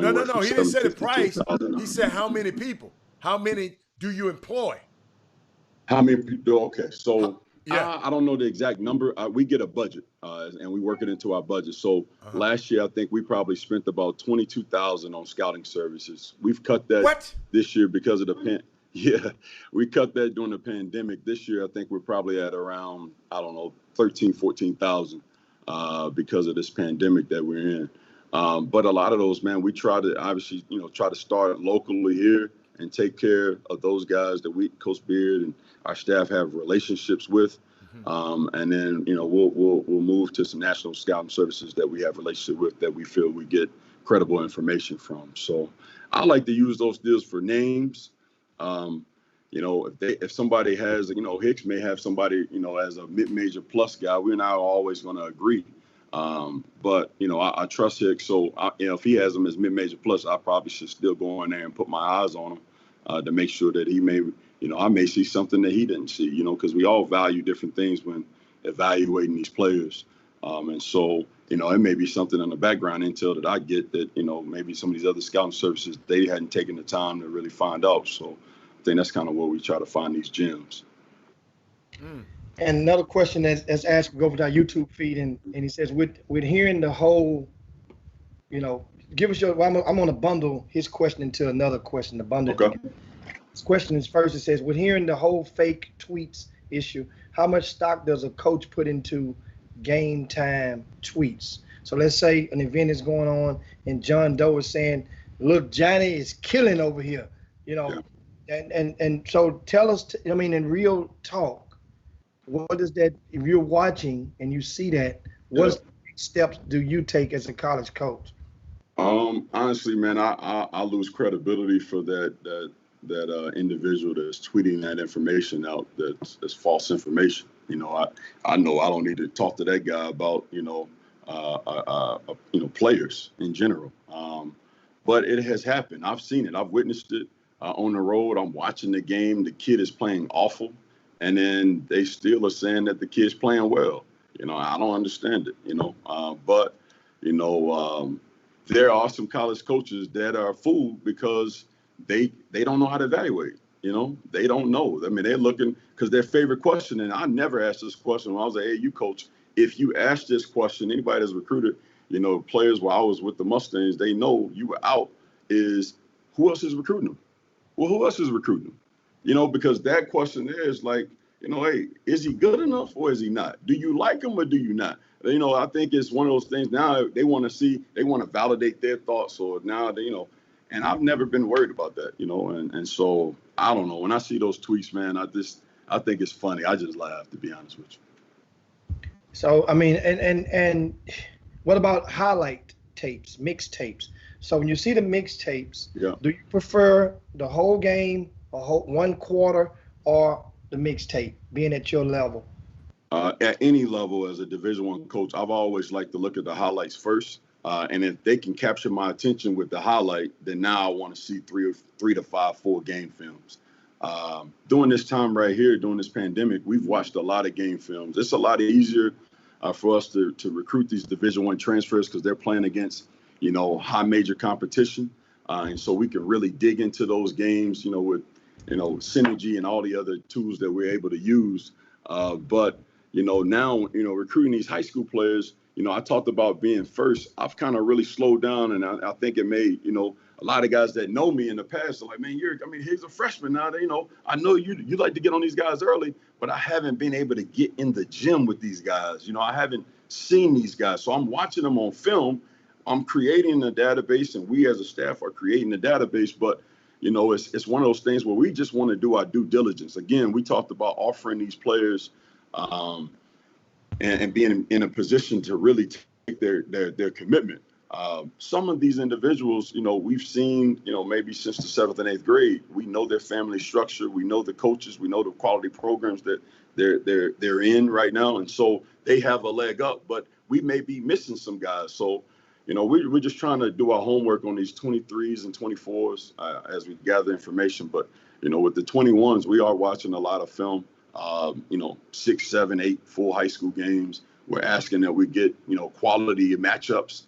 And, I don't want to see them playing against me or you, Hicks. I know how to play. We want to see them play against another marquee matchup, and so we can see how they, measure up. So that matters, Coach. I'm glad you said that. Another marquee matchup. So playing against little Johnny, it ain't going to get it. It doesn't matter. You know that. When I saw your son, and when your son got on the scene, he blew up because he won matchups. Yeah. He played in front of some guys that were supposed to be better than him, and he won the matchups. Coach, yeah. but people on this Facebook, boom, boom, room, I'm talking to them because Jimmy told me, and some of them people didn't know about what the VIP room. Some people had never heard of RCS. Well, he said they know RCS Sport. It's just this is like a home visit for you. So I want these people to hear from you because hearing from me, they hear from me and Jimmy every day. Hearing from you because guess what? You can pull that level. All me and Jimmy can do is give you some information. But you can say, look, you can give an offer. I can't give an offer. So I love for them to hear out of your mouth and how you feel about it. Yeah. You follow me? You know what? When we talked about that freshman that we offered from the city of Houston. Yeah. When I was at Texas A&M. Yeah. I got a lot of flack on that. I lost some friends over that. And then I think you end up being one of the best players and best point guards in college basketball at some point in his career. But it was one of those deals that when I saw him, I was fortunate. You talked about that break. I was with John Lucas. Yeah. And I got a chance to see the kid's approach to the game. I saw how he competed with his peers, but then he always played up. So when he played up, people judged him as if he was a senior, but he had years left. And so when he matched up again, when he was the oldest player in the room, he was always dominant. Right. And so I figured that when it all evened out, he would be one of the best ones. And, that's what happened. But I think, looking at that kid, he won matchups. The guys that, we have, a commitment now. We can't talk about him because he's not, part of our bid. But, I just think anytime you're recruiting anybody, man, they gotta win matchups. I think it's so important. I like and I like it, the matchups. Yeah, I like that. And Coach. so you mentioned about playing up. Give me your thoughts on a prospect playing up or which age group? Everybody's different. I recruited the number one player in the country, Emmanuel Mudiay, when I was at SMU. He signed with us, as you guys are aware. But when he played 17 under for Texas Pro, he was good enough. He looked like a 17 under kid at 15 under. So I think his was different. Anthony Randolph, we talked about earlier. He was in our in the Dallas Mustangs program, and he played 15 under, 16 under, 17 under. And also everybody's race is different. And I think sometimes you have these parents and coaches that, are looking for, microwave success. And, it is a marathon, man. Like, I think, guys have to be in a position where they're getting better, they're getting coached, they're getting challenged, but at the same time, they are maintaining their confidence. And I've seen certain guys play up, and they're not playing against great 17 under competition. They build bad habits, but also I've seen guys play up at the elite level, and they probably should be playing 16s because now they look crazy, when they probably should have just waited one more year. Like, have some patience, keep that confidence, still, play against quality competition, but, be a very good player there, and then, just kind of run your own race. But Coach, we got the little naysayers, the little Twitter naysayers around here, and he ain't playing 17. He ain't good. He's 16, ain't playing 17. I'm just saying that the Twitter naysayers around here. I understand, but Hattie, like I know, guys like yourselves, parents should listen to you guys because y'all been around the block. Yeah. I think, a lot of these parents that are getting tricked, they got to do their own homework, man. If my wife was a doctor at MD Anderson, if I'm, God forbid I had cancer, it's my responsibility to go out and, find out what's the best cancer research hospital in the world so I can try to, you know what I mean? So I just think you got to, do your homework to be able to put yourself in a situation where you can, talk to individuals who have a resume, who've done it, who can prove to you that they, have credible information. Because if you get bamboozled, it's your fault. I started coaching AAU at 18 years old. I just didn't listen to the first college coach that talked to me. I cultivated relationships. I listened. Their actions spoke louder than words. And I just think that's so important. You got to read, you got to talk, you got to ask questions, ask the right questions, and ask people that's been down that road. Mm-hmm. You know what? And so now, I'm sorry, Jimmy. It's just so unique because when I be talking and recruiting and prospective clients, that's one of the things I use because they said, well, I know him. I said, but let me tell you something. You treat this decision like you're having brain surgery. Now, your little partner, your friend, might be a nice little old family practitioner doctor, but he don't know nothing about brain surgery. You want the best brain surgeon to work on your brain. When you're making a decision like this, when you're making a decision to go to college, you're making a decision to go for somebody to represent you. Those are very important decisions.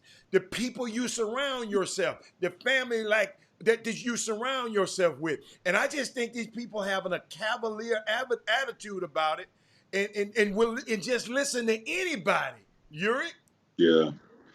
Yeah, Kat, it's tough, man, because I've been blessed, man. My mom used to lay hands on me when I was young and pray for wisdom and discernment, and I used to be like, man, Mom, come on now, But I'm so glad that she had those prayers because it's a lot of people that I just sit back and I'm very observant, and I'm just like, man, they just have no discernment, and so it's just one of those things, man, that there are a lot of bad people in any profession. Any walk of life, and you just gotta make good judgment calls. And now, of course, we have with us Coach Moutier. I'm sorry, I'm tripping. I'm just wrote down. I thought it was John Mike. Coach Malagi. Speaking of Moutier, Uric Malagi. Speaking of Moutier, I was just writing his name down for a note of a question to ask you. Yeah. You are Emmanuel Moutier was one of the kids that goes up under your resume. As people that you actually recruited and got done, even though albeit he went overseas and opted to go play in China and for his college career. But explain to the viewers, before we get ready to head in the break, a little bit about you. You have an African heritage. Yeah. And a lot of people may not know that because you have a little Texas slang. Yeah. I mean, that don't mean, but you can understand. I knew he had a little something. But they got not under the name, but he actually eats the fufu. He knows he's from that other side. I do. And so and Hitch, we got the real jollof rice. See, look at that. See what I'm saying? You don't get him to talking. My dad, was from Sierra Leone. My mom was from Charlotte, North Carolina, so I'm a true African American in every sense of the word. And so I've never been to Sierra Leone. It's actually one of the poorest countries in the world. known for its diamonds. You may have seen the movie Amistad or Blood Diamonds. It's just, they've had some coups and it hadn't really been safe to go back. And then they had the breakout of Ebola. But, my dad, unfortunately passed away a year ago. It was always our plan to be able to go back to my home, because to me, that's home. Love the United States, but at the same time, I got, a lot of family there. It's my roots. It's my heritage. I feel very blessed, man, to be able to know exactly where my name originated from, and got a great sense of pride in that, and so, true proud African, man, for sure. Awesome. Take a break, Jimmy. And yeah, we can go into break and then we come back with some more questions. And guys, give your questions, cue them up as well. Coach Malagi, Texas Tech Red Raiders in the house. Be right back on the Chop Shop.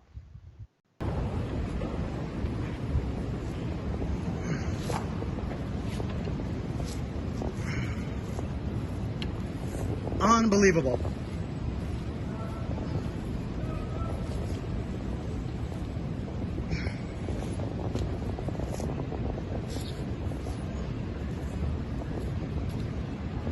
Damn, son.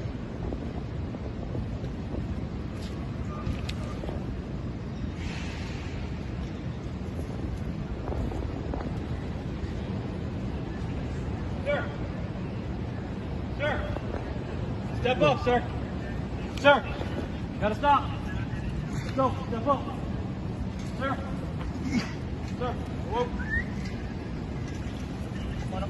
Hold on. Don't run, don't make it another incident. Give me a second. Get out of the street now. Go that way. Go that way. Go that way. Over there. Okay. Bro, you gotta go. You both gotta go. I'll do it.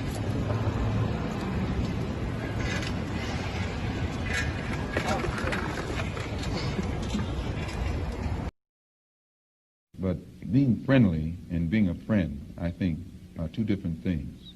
I think there are many whites who act friendly toward Negroes. A fox acts friendly toward the lamb. And usually the fox is the one who ends up with the lamb chop on his plate. The wolf doesn't act friendly, and therefore the wolf has more difficulty in getting the lamb chop in his plate. I'd like to point out, though, that... And I say that because it is usually if you study the structure of the Negro community, economically, politically, civically, psychologically, and otherwise, it's controlled by the white liberal, who usually poses as the friend of the Negro, who actually differs from the white conservative in the same way that the fox differs from the wolf. Their appetite is the same. Their motives are the same. It's only their mannerisms and methods that differ. Now, whenever it takes a stoppage of something that's going to affect the white man, you find the white liberal absent. But when it involves something that primarily will affect the best interests of black people, and black people only, then that white liberal is present. I'm suspicious of whites who join Negroes and always have to be in the lead, who always have to be the head, who always have to be at the top in Negro organizations. Those whites who really have the interest of blacks at heart, let them give some advice to some Negroes and stand on the sideline, but don't join the organization and then get at the head of it and pose as a friend of Negroes. Welcome back to the Chop Shop, your midday sports happy hour, the best 120 minutes of your day. 46 minutes past the hour. If you're on that late lunch break, you got 14 minutes to clock back in. Don't worry, though. Hey, you with the Chop Shop. Let them know Boss Man might be watching the Chop Shop as well, and y'all in the same boat. We got with us right now, we got Coach Malagi, assistant men's basketball coach at Texas Tech down in Lubbock, Texas. And we were talking about your heritage, and I mentioned Emmanuel Moutier a while ago, one of the kids when you recruited and helped sign while you were at SMU. Tell me this, what other kids from an African, country that you have recruited, and have you had any other success recruiting those players as well? A lot, actually. It's funny. I used to have a running joke, man. I was undefeated when I got my hooks into another African, man. You know. Really? Oh yeah. So I've been blessed to have some good ones. So Manuel Moutier, Josh Nebo at Texas A&M. Yeah, Nebo, Silent Lake. Christian Mekawulu at Texas A&M, who's playing overseas right now. Yannick Maria was the first Angolan to ever play in the NBA. Played a game with the Raptors. He's playing big time overseas right now. He won the national championship. Was the first Jew. He was a JUCO All-American from South Plains Junior College. Trying to think, man. I got a question. Keep going, but I got a question for you. So go ahead, because I can name a list of these Africans. Amos Olatayo from Houston. He was with us at SFA. If I don't say his name, he'll probably send me a text. So, but it's probably been quite a few good ones over the years. Hey, somebody just text. It's Shimmy Ojale. I forget about Shimmy. Shimmy Ojale. Shimmy, yeah. I got a good text for you. He said, anonymous person said, will he shake his great friend Tangs and Brooks' hands when they tear his ASS up this year? Because y'all both would be ranked in the top 10, in his opinion. Hey, man. Hey, it's crazy, man. Alvin Brooks and I talk all the time, and obviously Tang is a great mentor. We talk about my recruiting success. A lot of my philosophies come from Tang. We talk about recruiting guys at a young age. When I was with the Dallas Mustangs, he was in those gyms watching us when we were 14, 15 under kids, and those kids never forgot that. And so a lot of what I have done, recruiting wise, he deserves a lot of credit, man, just being able to learn from him and watch him and see how he was about it. I think Alvin Brooks as well is one of the best in the country as well. And they got a great staff, man. They've done a great job. They got a great team coming back. And the Big 12, I think, could be the best basketball conference in the country. I think when the season starts, we'll have like 5 teams, ranked in the top 15, maybe 6 teams ranked in the top 25. So I think we'll probably end up getting 7 or 8 teams out of 10 teams in the tournament if we're fortunate enough to have a season this year. Speaking of Coach Brooks and Coach Tang and the rest of the guys over at Baylor, they're your brothers in the Big 12 conference. Mm-hmm. That shirt you're wearing, yes, sir, is connected to them. And explain that shirt, what it means to you. Well, just supporting my brother Alvin Brooks, and obviously, him and Coach Tang have done an unbelievable job creating a platform from coaches, men and women coaches from various levels to grow during this time of the pandemic. And it started off as a deal with, Alvin and I talked about it. I mean, he explained his vision to me when coronavirus first happened. He was talking about just trying to get, 10 to 15 guys on a call. And now, man, it's, he's got, it's basically sold out. Every time he opens it up, he sends a link out. And I've just been very proud of him. And in this space, man, he's been really elite. And then Coach Tang obviously has been very influential in this space as well. So, what they've created over there is it's been a game changing. It's when you break off all the competition. It's just about, trying to make not just, obviously, trying to make minority coaches better. And it's been great, what those guys have been doing. Yeah, man. I mean, absolutely. And a lot of people may not know the friendships and the alliances that are amongst a lot of coaches in the business. And absolutely, guys. So you find yourself, many people, the next man up, head coaching jobs is what the objective for a lot of assistant coaches in the college ranks.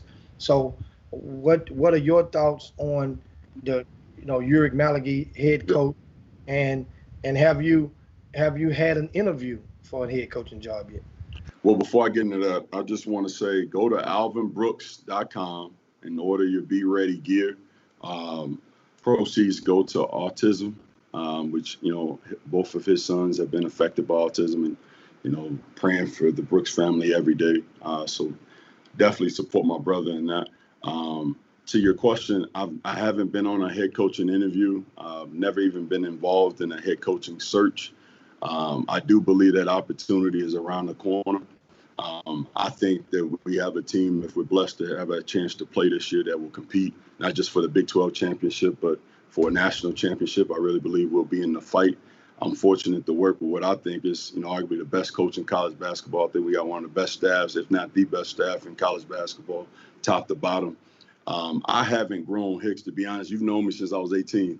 I haven't grown this much in a year's time under anybody's leadership more than I have with Chris Beard as a coach, as a tactician, as a mentor, as a recruiter.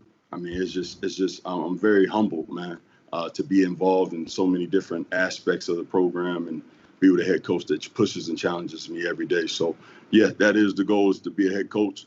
I want to be a head coach as bad as I want to be a father. And so I feel like, just every day just working to try to be prepared. And I want to be a successful head coach. I don't want to just, get a chance. I want to be one of the best to ever do it. I've never went into anything, with that mindset of just wanting to just be a part of the fight. I want to be the best.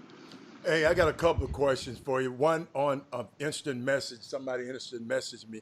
It's earlier about this discussion Jimmy and I had earlier. But Darryl Barnes has put this on the YouTube feed several times, so I want to answer his question. He said, how does you sell tech to kids from Houston, and does schools like Baylor have an advantage? I've only been here for a year. I'm trying to think. It's only, I don't know if we really recruited anybody in the 2020 class that hard, and still some guys in 21 that we're interested in the city of Houston. I've been fortunate to recruit some of the best players that come out of Houston the last 4 or 5 years. Guys like Daniel House and those guys too, also give me some credibility when I talk to kids in Houston. But it's just, I think we're both great programs. We got a lot to sell, man. We're one of the 3 teams in the country that's had a first round pick the last 3 years. Is us, Duke, and Kentucky. In hopes that Jamias Ramsey is a first round pick, and we believe that he will be. We sell out every game. We got the largest student section in the country. We get 5,000 students that, every game, 15,000 plus. A lot of people don't know that. But Chris Beard and his staff have created an atmosphere here that it's really a sleeping giant. Our facilities are second to none. We're having the tradition. We're developing guys who were, supposedly 0-star guys, 2-star, 3-star guys, and they're playing in the NBA. And so if kids are making a basketball decision, and frankly, a 40-year decision, I think we're going to be hard to beat at the end of the day. Coach, somebody emailed and is gonna. She just sent an instant message. She said, I don't want my name mentioned, but here's some insight. I contacted someone about evaluating my son 4 years ago after listening to them on a sports podcast, and was propositioned for this very service. Because this person is known, people trust that it's legitimate.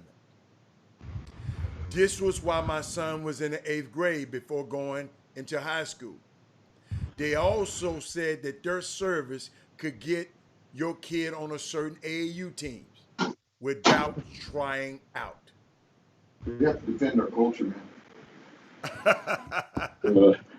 They got Coach Beard. What's up, Coach? Defend the culture. I heard you back there, Coach. Cheat. What's up, baby? What's up, Coach Beard in the house? There you go. What's up, Coach? I'm out here washing Yurik's car. I wash his car for him every Tuesday? Every Tuesday.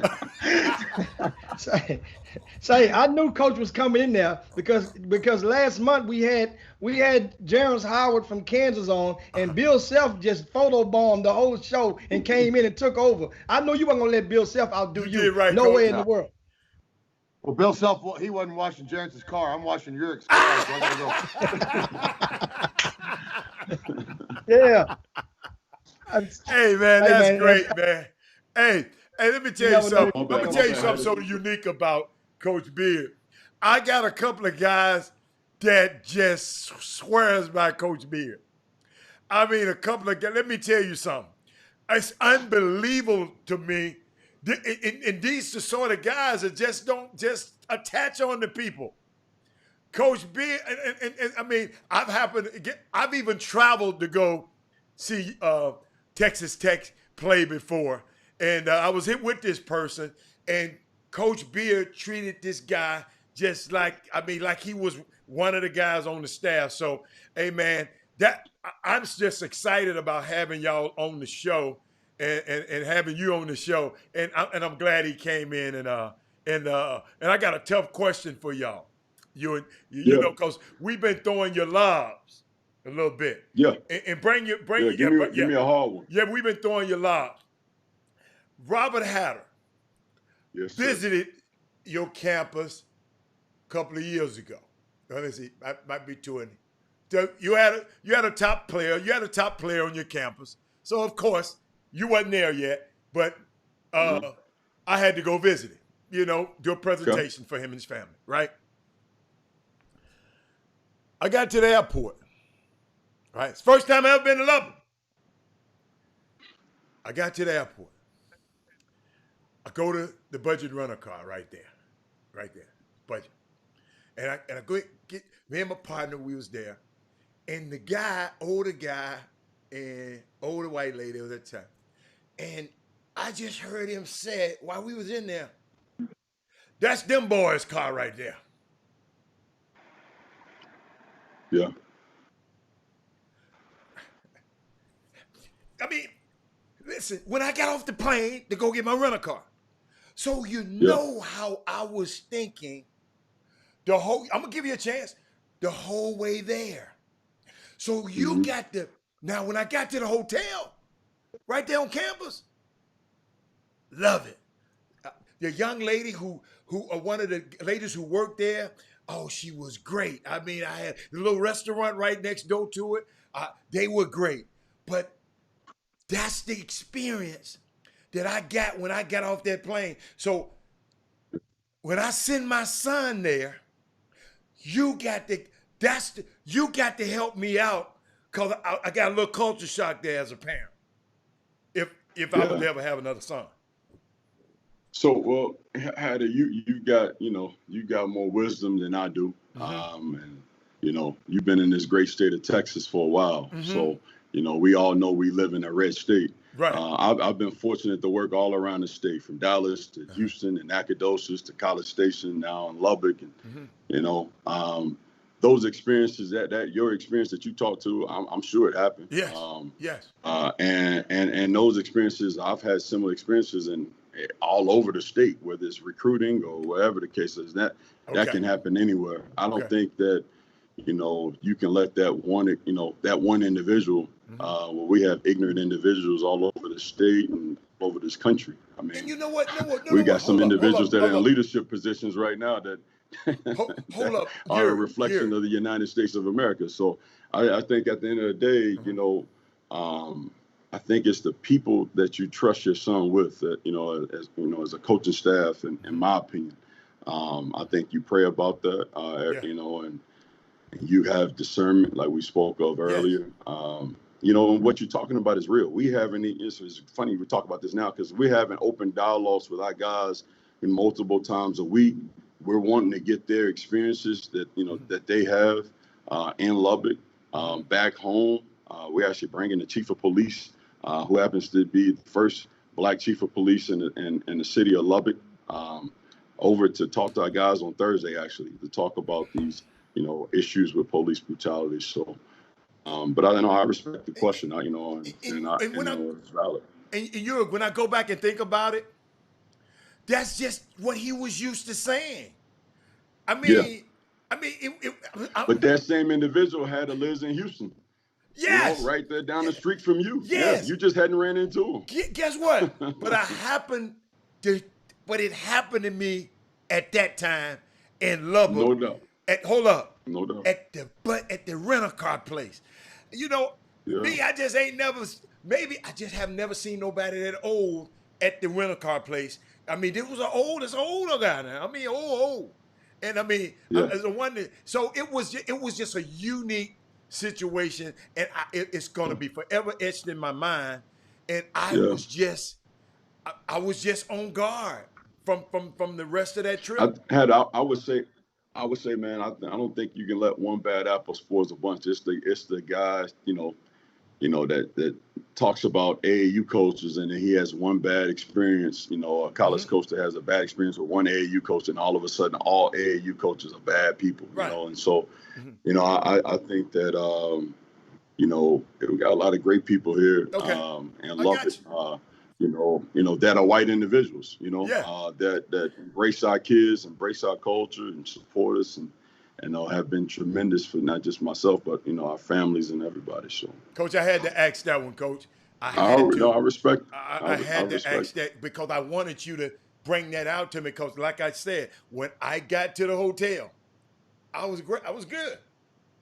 When I got to the hotel, to the restaurant, I was good. It's just, my dude, I ain't gonna lie. I looked for him when I went back to drop my call because I was just gonna say, man, I looked for him, but he wasn't there. He let the young folks handle it later. Like I said, you're smart enough to know that can happen anywhere, not just in this state, but all around the great United States of America. I understand. But I'm glad you defended Lubbock that way, and that's what I want people to understand. Yeah, I'm not defending that individual or that act. No. Let's be clear. Lubbock. I think that individual is very ignorant. But I wouldn't let that one individual define Lubbock, Texas. But maybe I look like a little young boy. With all this great stuff on. No, I'm just messing with you. So I want to ask you also, twofold. I forgot a question from Thaddeus up in Chicago. He said, "How do you feel about the kid from Chicago via Prolific Prep, McDonald's All-American, Damari Burnett?" He's special talent, man. Had talked about my experience with John Lucas. Our relationship goes all the way back to, I was John Lucas's national scouting director. The very first camp that I was a part of directing, I met Namari and his family there. He was in the 8th grade, Camp Rightway, in Chicago. And man, we just stayed close all these years. It's just funny. I never, build relationships because I thought that I would be able to coach the kid. It just, it was a God thing. Me being able to be in a position where the kid, felt like we could best prepare him for the NBA, and he'll have a legitimate chance to play in the national championship game ultimately. So, but he's special. He can really shoot the three. He's getting stronger right now, working on his handle. But he's 6'4" with a 6'10" wingspan. He's got a 40+ vertical. He's an unbelievable kid too. So he's working really hard, and he can really think and play, and he's a fast learner. So he's going to have a bright future. And Jimmy, that's the young man who was on that reality show. Yes. He was one of the kids on the reality show that had the mom and the dad. The mom. We had the other lady on the reality show on the Chop Shop about 2 years ago. Yes. From out of Chicago, the other parent. Yeah. As well. Yeah. And yeah, I mean, a lot of guys don't realize, and like I say, a lot of this, that's my theme from the day. I try to get something from the Chop Shop and take forth, and that is a lot of people, and we of all people should know this. Just sometimes it just stings a little bit when they give you that injection, that shot of reality, and that is a lot of people have no idea of all the different guest college coaches that we've had on the Chop Shop. Right. A lot of people didn't know that. A lot of people don't know that we've been on the radio dial on the FM, 2 different stations, on the FM, one on AM. A lot of people don't know that. I forgot about that. And so we take, and often over time, we get caught up and just take everybody for granted.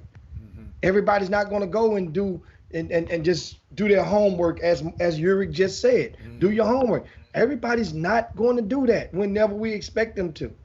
And that's the thing that's so, and speaking of now, out of the blue, we just got a visitor in the boom boom room that has a message to Uric, and that is Curtis Malone is over on the East Coast. He says, "What's up?" Man. Hey, He's Curtis, still waiting on his phone call to get returned. I'm calling you right when I get off the show, man. You better call him. You better call look him out back. for Curtis, man. That's my dude. Yesterday. No. I called him yesterday. I was starstruck when he called me. I got out of workouts yesterday evening.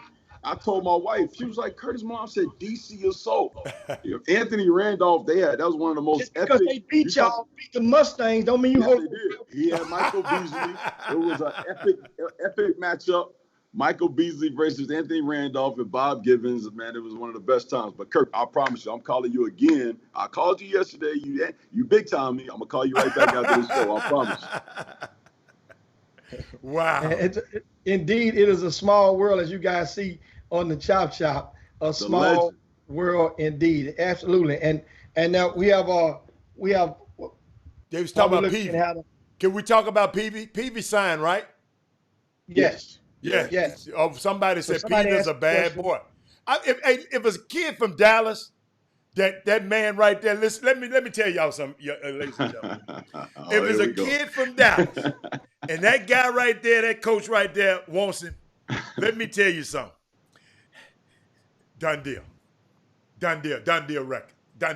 No, well, it was interesting. I've known Peavy since the 7th grade. Yeah. Micah Peavy got a great relationship with his dad, but Chris Beard actually coached his dad at Incarnate Word. Yeah, he was a GA with Steve Lutz at Incarnate Word for, we both kind of started with Danny Casper, and David Peavy was a senior on that team. So Chris Beard actually remembers when Micah Peavy was born. So, there was a lot of connections around there. Daryl Dorr was on staff at Texas Tech. That was one of David Peavy's first players. He was on staff here at Texas Tech. And so, man, a lot of the legwork was done by the time I got here. Hopefully I would like to think that, my relationship with the kid and the family, kind of enhanced things. But we're very fortunate to get Micah, man. Micah's going to be a special talent. He's going to be a special talent. Again, another guy that's a dynamic playmaker, really working hard on his shooting.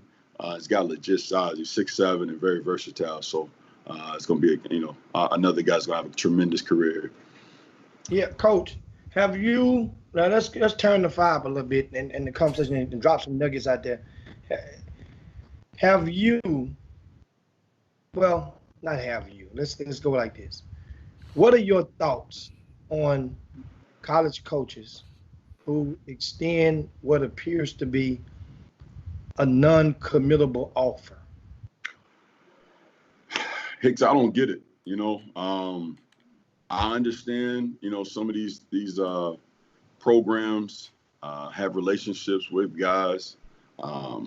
I've been asked, by, AAU coaches, if we could make a, offer and they'll make sure that the kid doesn't commit.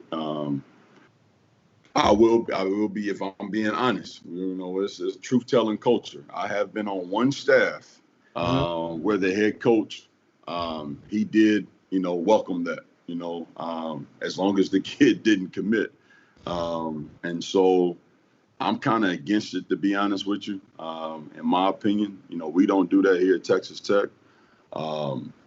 We're definitely against that, but everybody to each his own. I don't really respect it. I think it kind of, screws it up for the kid. A lot of those guys think that maybe they're better than what they really are. I think you should earn what you get, and so, but, I don't know. I guess it's part of our game, man. They always throw some stuff in our game, Hicks, and now it's becoming very popular, to be honest with you. And another topic, I'm gonna reel them in because we get ready to land the plane shortly. Another topic on yesterday, I mentioned on the Chop Shop, I had came across during the conversation about football. There are some college coaches who have it written in their contracts for bonuses and perks, that incentives, so to speak, that if they sign a certain amount of caliber players, then they will get a bonus. Yeah. Are you aware of contracts like that in colleges, coaches in the basketball ranks? Absolutely. Yeah, absolutely. Elaborate. Without going. I know that there are assistant coaches and head coaches at the high major level for sure that have that in their bonus structure. So if they have a quote unquote top 25 recruiting class, they can get bonuses. The only bonuses I've actually been asked by an AD in an attempt to be able to keep me at a particular institution if I wanted to add that to my bonus structure, and I personally was against it. Man, probably when I was just telling somebody this the other day, man, probably one of the best recruiting classes I've ever been a part of was a class that nobody talked about. Texas A&M, I think it was 2015. They got Elijah Thomas, they got Admon Gilder, they got DJ Hogue, they got who else was in that class? I'm missing somebody. The big fella. DJ Hogue, the big Tyler fella. Davis. Man, I can't forget him. Right, one of the best college players I ever coached. Tyler Davis, all those guys were in that class. Kobe Eubanks, who was a top 100 player. All those guys were talented guys. At SMU, we missed on a lot of guys, but we signed Shake Milton, who was barely a top 100 player. We signed Jeray Foster out of Houston. A lot of people don't remember we had Matt McQuaid, and he ended up decommitting when I parted ways with SMU. He went to Michigan State. LeGerald Vick was part of that class, who wasn't even a top 100 recruit. When I parted ways with the school, he ended up signing at SMU. Matt McQuaid and LeGerald Vick both played in the Final Four. And then in that spring, we ended up signing Shimi Ojale, who averaged only 2 points a game. And people thought he was the most overrated player to ever play. And then all of a sudden, a year later, he's playing in the NBA and was a draft pick. He didn't play at all at Duke, but that was a class we felt that we had. Smoke can in the house. Smoke can in the house. Jimmy, came through big. We played against Shout them. out to KT Turner. Yeah, we played against them. Played against. Yeah. Yeah. Yeah. So I mean, that's when I think about recruiting classes, man. It's great. My recruiting philosophy, Hicks, and I don't want to take all your time, but every now and then for the naysayers, you got to go get the prettiest girl in the room. You got to go get Beyonce. To show everybody that you can. That's that 5-star chick that everybody knows can play. But more times than not, I want Jennifer Hudson. Big Jennifer, though. I want big Jennifer. Put on the treadmill, right? Let her work out. Hey, stay with me now. Put on the treadmill. Let her work out, right? Right? Then we buy, go to the Galleria, get her some red bottoms, get her that Crocodile Chanel bag, right? Get her hair done, get her nails done. She going to be more loyal to you. She going to work harder. You know what I mean? You know what I'm saying? She going to cook a little better, going to clean. They going to go through a wall for you. So those are the guys that I'm attracted to. The guys, we call it here, guys with a chip on their shoulder. And so those are the guys that we're attracted to. We never sign a kid that we don't think of as a 4 or 5-star recruit. It doesn't matter what the ranking services say. We watch it with our eyes. So, that's just kind of what I thought. So. And Coach, help me out. Could you explain that 4 and 5-star? What separates the stars? Could you give into layman's terms? We laugh about it all the time, man. We actually around here, man. He jokes about it. He calls it the Uric special. He's like, man, you got us in this world of 4 and 5-star recruits, but man, when we gonna get a Uric special? The Uric special is the kid in his line that nobody knows is ranked, and we just go out and evaluate it. What I try to explain to him is these 4 and 5-star guys that I'm involved with, or we're involved with, Coach, we were involved with those guys before. Daniel House is a prime example. Hicks, you remember? I mean, a lot of people don't remember. He was playing with Total Package. I was recruiting him when he was playing with Total Package before he even played with Texas Pro. When he was a 4-man. On June 15th, the same year with Cam Ridley, Isaiah Austin, Marcus Smart, J. Michael Reese, L.J. Rose, Coach Dickey and myself, and Danielle Robinson was on our staff at Houston, talked to Daniel House for an hour and a half on June 15th, the very first day weekend. And I told him, you're a local rapper right now, but you're going to be good music. Remember, they ain't gonna want these kids to forget these conversations. So by the time these other blue bloods came in, it was a done deal, Hicks. It was a done deal. It was too late. It was late to the party. And so what I try to do is I try to get in there and cultivate a relationship and show them the plan and show them the vision of how we're going to develop them as a player and as a person. And then hopefully, man, by the time everybody else jumps on board, it's too late. And speaking of then, and man, damn, we're in overtime now. You done kicked overtime. Damn, Uric, we plan to get you off on time, and so we got things to do. But now you got a whole different topic coming up, and people love this dialogue, and because you're dropping nuggets and you're teaching and they're learning to understand the assistant coach Uric Malagi, and this is one of the purposes of being on the Chop Shop. Your experience at University of Houston. You mentioned Daniel House, and during that time, I think I'm hoping it's comfortable to chime in on it now. Yeah.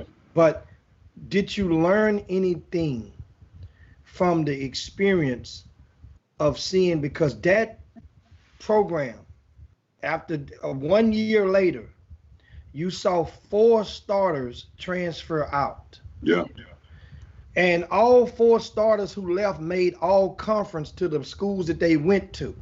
Absolutely. Right? And they would have been all conference players if they stayed at Houston, So specifically, Daniel House, Joseph Young. Yeah. What did you learn now, looking back on it from the experience? Because when I understand those two, which they both are pros right now. They both have played in the NBA, which Daniel House still is, but Joseph Young is leading China in scoring right now, and doing what he's supposed to do after playing 3 years in Indiana. But what did you learn? Because that means you got 2 alphas. Yeah. And both are from the same city, yeah, which the school dwells, and they are not on the same page. How do you get them to play on the same page now if a college coach or a high school coach is watching right now? See, that's a great question, Hicks. But if you remember, I was a part of recruiting Daniel House, but unfortunately, man, Larry Brown had more than offered. He had more than tripled my salary, so I went back to SMU. So I coached Joe Young for a year. I was only at University of Houston for 2 years. Okay. And then we went to SMU and kind of resuscitated that program and resurrected that program from the dead. So I kind of watched from afar. So that'd probably be a better question for one of those guys that was actually on that staff doing all that transition period. I like how you appreciate that. No, he didn't coach. That's right. I know, but I just like the way he handled it. He handled it with so much class. I had to be strong in the pivot. Yeah. I had to be strong in the trap. Use my pivot. So I had to use my pivot. I got another topic I want to get into with you, and that is when I mentioned earlier about the football coaches, and you acknowledged that there are basketball coaches that have in their contracts incentives for signing so many kids of a certain status. Yes. And would that status be like McDonald's All-Americans, or would it be top 20s, or would it be, blue 5 stars? Yeah, that's a good question. No, so there are incentives for signing McDonald's All-Americans. I've seen them as detailed as Jordan Brand All-Americans, top 25, top 50, top 100. Then all of a sudden, if you have a top 10 class or a top 25 class. But again, going back to the bonus structure, the only thing I've ever been interested in is winning. And so my particular bonus structure is all predicated on the success that we have in the NCAA tournament. And so I think that's all that should matter. The rankings don't, I mean, you got it, it's about winning at the end of the day. But Coach, and that's so unique that they do offer bonus structure for those things. But if people at this level always saying that rankings don't matter, but if they don't matter, then how the hell a coach getting a bonus for it? If it didn't matter, so let's dispose of that myth. Rankings don't matter they matter when your son ranked up that high. But when your son ain't ranked up that high, no, I'm just talking about the people that I know around here. Yep. But because people always talk about rankings don't matter, but they do matter. They do matter. They do. I think they don't matter to certain individuals. Rankings don't matter to Chris Beard and our staff, because then you wouldn't take Zaire Smith, who was not even ranked in the top 400, didn't start on his EYBL team, and then, played the 5 in high school, didn't shoot any threes in high school, and a year later, he's sitting in the green room. Rankings don't matter. Matt Mooney wasn't he's a 0-star guy. Those are outliers, Coach. Say it again. What you talking about? Those are anomalies. That don't happen all the time. That's true. No, that's true. There are a lot of politics that go into it. I absolutely agree, and I've been on both sides of it. I felt like Daniel House was robbed of the McDonald's All-American game, and I still have the emails from voters of the McDonald's All-American game that apologized that kid did not make the McDonald's game. I still have it. He's the highest ranked McDonald's All-American, highest ranked player on ESPN to not make the McDonald's game. What was he ranked? And I've also been a part of recruiting the lowest ranked player to make the McDonald's game. So I've been a part of both spectrums, you know. So what was Daniel ranked in 2012? He was ranked 15 in the country. What? He was ranked 15. ESPN. Yep. He went from the local rapper to 15 in the country. Wait a minute, Jimmy, hold on. I'm gonna leave you alone. Jimmy, how does that happen? I mean, it's like you just mentioned. If you're in that range of the top 25, then you're in the room. That don't mean that it's guaranteed. Wow. And like he's mentioned, there are some players that ranked outside of the top 50 that has been selected to the McDonald's games before. That's like you meant. That those are things that don't happen every day nor every year. You can count them on one hand. But it's happened. That's why a lot of the guys, they try to hurry up and sort everybody into a certain range so that it makes it easier. And that way now you know, but it's happened. It has happened. Coach, and you know it very well. So that's what I'm getting at. Thank you, Coach. In the conversation. See, Hicks, I don't know, man. I think I respectfully disagree. I think it happens every year. I think it's at least one kid every year that has no business being in the game and a lot of people's opinions. And he makes it because it's been happening since I started coaching AAU. I mean, it's just so political, you know, and I get it. You know, kids want to be able to tell their grandkids they work really hard. They want to be able to tell their kids they play in the McDonald's game and, you know, but it's just so much. It's more politics that go on with the McDonald's game than people realize, man. And describe some of the politics. What are some of the politics you mean, for example? Okay.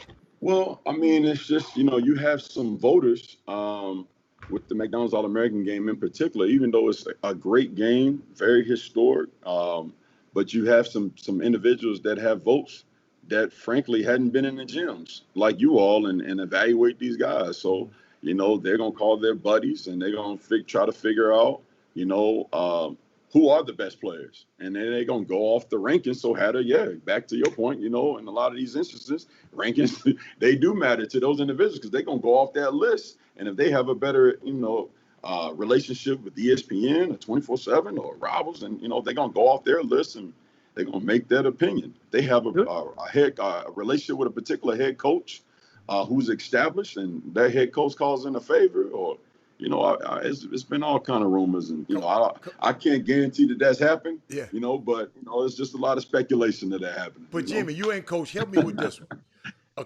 I think a year and a half ago, Kyle Cole, he's on our feed right now. He said, I told you, Hatter. He called me talking about a guy. He said, Hatter, I live here. This kid ain't that good. And I gave the name to Jimmy. Jimmy said, okay. Yeah, I've heard of him. Then the next thing you know, this dude's a McDonald's All-American. This dude, Coach, you don't have to say nothing if you can't say nothing about it. Yep. Dude named Bryce, something from Oklahoma. Bryce Thompson or something like that. Yes, Bryce from Thompson. Oklahoma. This dude was telling me, Hatter, I watch this guy play every day. He's not that good. How in the hell is he a McDonald's All-American? He's been telling me that for a year and a half.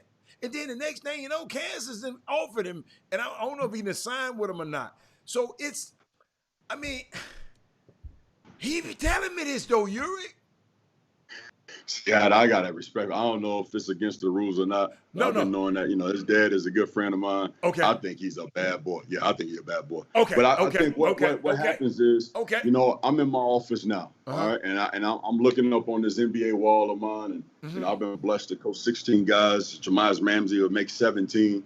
Half these guys, I mean, it's probably a handful of these guys that were McDonald's All-Americans. You know, and at the end of the day, we try to tell our guys, man, the goal is to be in the top 60 on draft night. You know, I mean, if you can, that's what really matters. You know, and so, you know, that when we say rankings don't matter, you know, never lose your chip, that's our mentality. And I wish more prospects and parents would get into that. I don't have any kids, and people tell me all the time when I'm blessed with have kids, then my mindset would change. But I don't know. My dad wasn't like that either. Now I wasn't a big time player, but I mean, it's all about substance. We never let an individual define what I could be. If I let that happen, I wouldn't be sitting here talking to y'all today. Okay. Nobody, with my story, nobody thought I'd be where I am right now. So, and I just think you got to keep working and keep getting better and being intentional about your development. That's good. So, because I've never seen him play.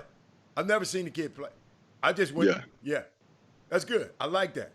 I mean, the thing is, you mentioned all about earlier. You touched on, you're saying the rumors and the politics that goes into it, and you guys always hear me say about being on the right side of politics. And what happens is every year there are people who have their own plan, and there's nothing wrong with that. Choices and consequences, but the political side, you saying that you're a college coach who are in constant contact with the powers that be within that amateur basketball. And on a level of 1 to 10, what number, 10 being the highest, what number would you say politics presents itself when it comes to the top shelf level of basketball? I don't know if I could put a number on it, but I think it's really high. I think we both know it's extremely high. I think even with choosing a program, I think when guys, come to play at Texas Tech, I hear NBA GMs say all the time, man, we know that they're going to be good culture kids if we get them from you guys' program, that, they've been coached, they've been developed. And so I think, sometimes when these coaches have a reputation of being, an elite coach and they've won, they automatically, kids that come out of that program, people assume that they're a certain way. They play at a particular high school or play with a particular AAU program, they get the bias. And it's harder for those guys that play for mom and pop AAU teams to kind of be on the radar, and so you play on a non-shoe circuit team, it doesn't mean that you wouldn't be discovered by Texas Tech or a school of our caliber, but I think it definitely has its challenges, and so, it's very political, very political. Well, I got one, and Jimmy, the one I just got a text, right? And they just said we missing out on 2 big time deals. One, players getting scholarships if they get another kid to come. Is that a fact? I mean, a package deal. Huh? Yeah. A package deal. Deal. Player guaranteed walk on if another kid's come. Then switch to dedicated walk on, which almost the same as a scholarship. I haven't been a part of the latter two. Okay. But at SMU, that's how we got, Emmanuel Mudiay. I came out in 2002 at Arlington Bowie High School. I came out in the same class with Brian Hopkins, who I think is, during my time, the best player to ever play at Lincoln High School. Chris Bosh played with Brian Hopkins. And anybody want to argue after that, we can call me after the show. But, he went to SMU and his twin brother came with him. When we recruited Emmanuel Mudiay, obviously he was getting recruited by every blue blood in the country. And we talked, John Michael Mudiay at that time was looking to play college basketball. They had never played on a team together, AAU, middle school, high school, anything. And so I think they were attracted with the opportunity to be able to come to SMU and particularly, potentially play together and stay at home. We were winning. We turned ourselves into a top 25 program. Obviously, Coach Brown had the reputation of being, arguably the greatest coach of, ever to ever coach our game. We were selling out, Moody Coliseum. And so I think with that particular situation, Coach Brown said, look, we're only going to play 8 guys anyways, and so John Michael was a very smart guy. He was going to be great for our culture. He wanted to get a business degree from SMU because he knew he would be his brother's manager. And frankly, SMU cost $65,000 a year, to go to. So, he looked at that. They made a business decision, and obviously, Emmanuel Mudiay, there was some issues academically coming from, prom prep and, which had, made him have to go overseas. But, that happens. Coach Brown also won a national championship at Kansas, and he hired Danny Manning's dad, Yeah. who was a truck driver, you Yeah. know, and I had no idea. I didn't even know that. So I was Yeah. nervous when I presented it to Coach Brown. Coach Brown was like, it's a no-brainer. Can we get both? You know, so, and then we actually offered another set of brothers. I don't want to get into that, but then that kid ended up committing to a blue blood because that blue blood was like, man, we ain't going to get beat by them twice, you know? And so, yeah, at that time, you know, it made sense, but yeah. I got something else for you, a quick one. Somebody, this was somebody said about you. They just sent a text. They said one thing that makes Uric special. This your day. You talking about you're taking our time. Now we finna take time to shower you with situations. That's one thing about that makes Uric special is he genuinely cares for his players.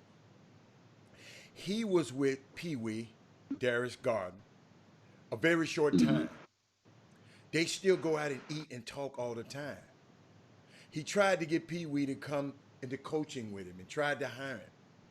Love that dude, except when he's bragging on Dallas. Tell him, great job today, Coach Greg Wise. He sent that to you. Wow. He sent that to you today, Wow. man. Let me tell you something, man. If I know nothing else about you, those kind of words right there, dude. I mean, and I know when Coach Wise said it's real. So, I mean, we just want to give you your flowers while you still Nah, I here. appreciate it, man. Okay. Well, great respect for Coach G. Wise, man. I had 90 people at my wedding. I got 45. My wife got 45, and G. Wise, you know, him and his wife were 2 of my 45. So that let you know what I believe about Say him. no more then. And Well, that was a loaded question. I shouldn't have read that one. I shouldn't have read that one. Alan, I didn't get one of the 45, but I was at the pre-party though. I was at the pre-party. You were at the pre-party. I was at the pre-party. I was on the what they call it, bus? The bus. Hey y'all. I don't know what Hey you're y'all. talking about. Anybody out here? My wife, baby, she may be listening. The quickest way to get we went to church. We went to church that night. We did go to church. Listen to me, y'all. I'm finna give all of America the heads up. The quickest way to get to Jimmy, okay? Invite him to somewhere to eat. Get him some Crown Royal separate, and then in the glass is some water or Coke or whatever. You don't mix it together, okay? You got him, y'all. That's all. Listen to me. I'm trying to help y'all out. Hey, Hattie, you can't forget about the crawfish season now. You know, he got his crawfish spot out there. Oh, my God. Got his crawfish spot out there Coach, right that's outside of something to Houston. eat, Coach. That's something to eat. That's right. That's something to eat. You invite him somewhere. The people, he mad at a couple of people in his life right now. People, he couldn't get in the club at the right time and the line was long and somebody just walked past and he hold that against him for life. So let me tell y'all something. That's all he want, man, is just a little love. You give him that crown, but if you put that crown together now, he gonna be mad at you now. He gonna be looking at it kind of crazy. He want it separate from the other stuff. So I'm just giving y'all. So if you want your kid, if your kid number 105 and you want a bump to 99, Take him to the crawfish spot. I'm just telling y'all. You don't have to pay. I'm not gonna take your money. So don't give me no. I'm not taking your money. That's all it takes. That's simple. And it just that simple in regard to that. Hey, that is. I mean, that is so good. And I wanted to get your thoughts about you've been on all sides of the fence in regard to the grassroots and the college coaching. And both the common denominators we see is the representation of the black media in amateur encompassed in amateur basketball. There's not many of us that are consistently providing this type of platform. Then you look, we mentioned earlier about, and we definitely touched on it about the and giving nuggets for people who really didn't understand about there are college coaches who get incentives for people that are ranked high. They sign them. So that means, without being said, as I spoke yesterday with the NCAA, and they acknowledged that there they have concerns over in football the percentage triggers, those incentives, is basically a lot of the people who's doing the ranking.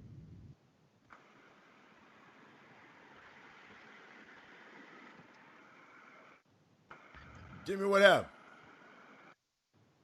I can't hear him. I can't hear him either. Jimmy, you just muted out. See, God, let me tell you something. They just muted you out. Can y'all still hear me?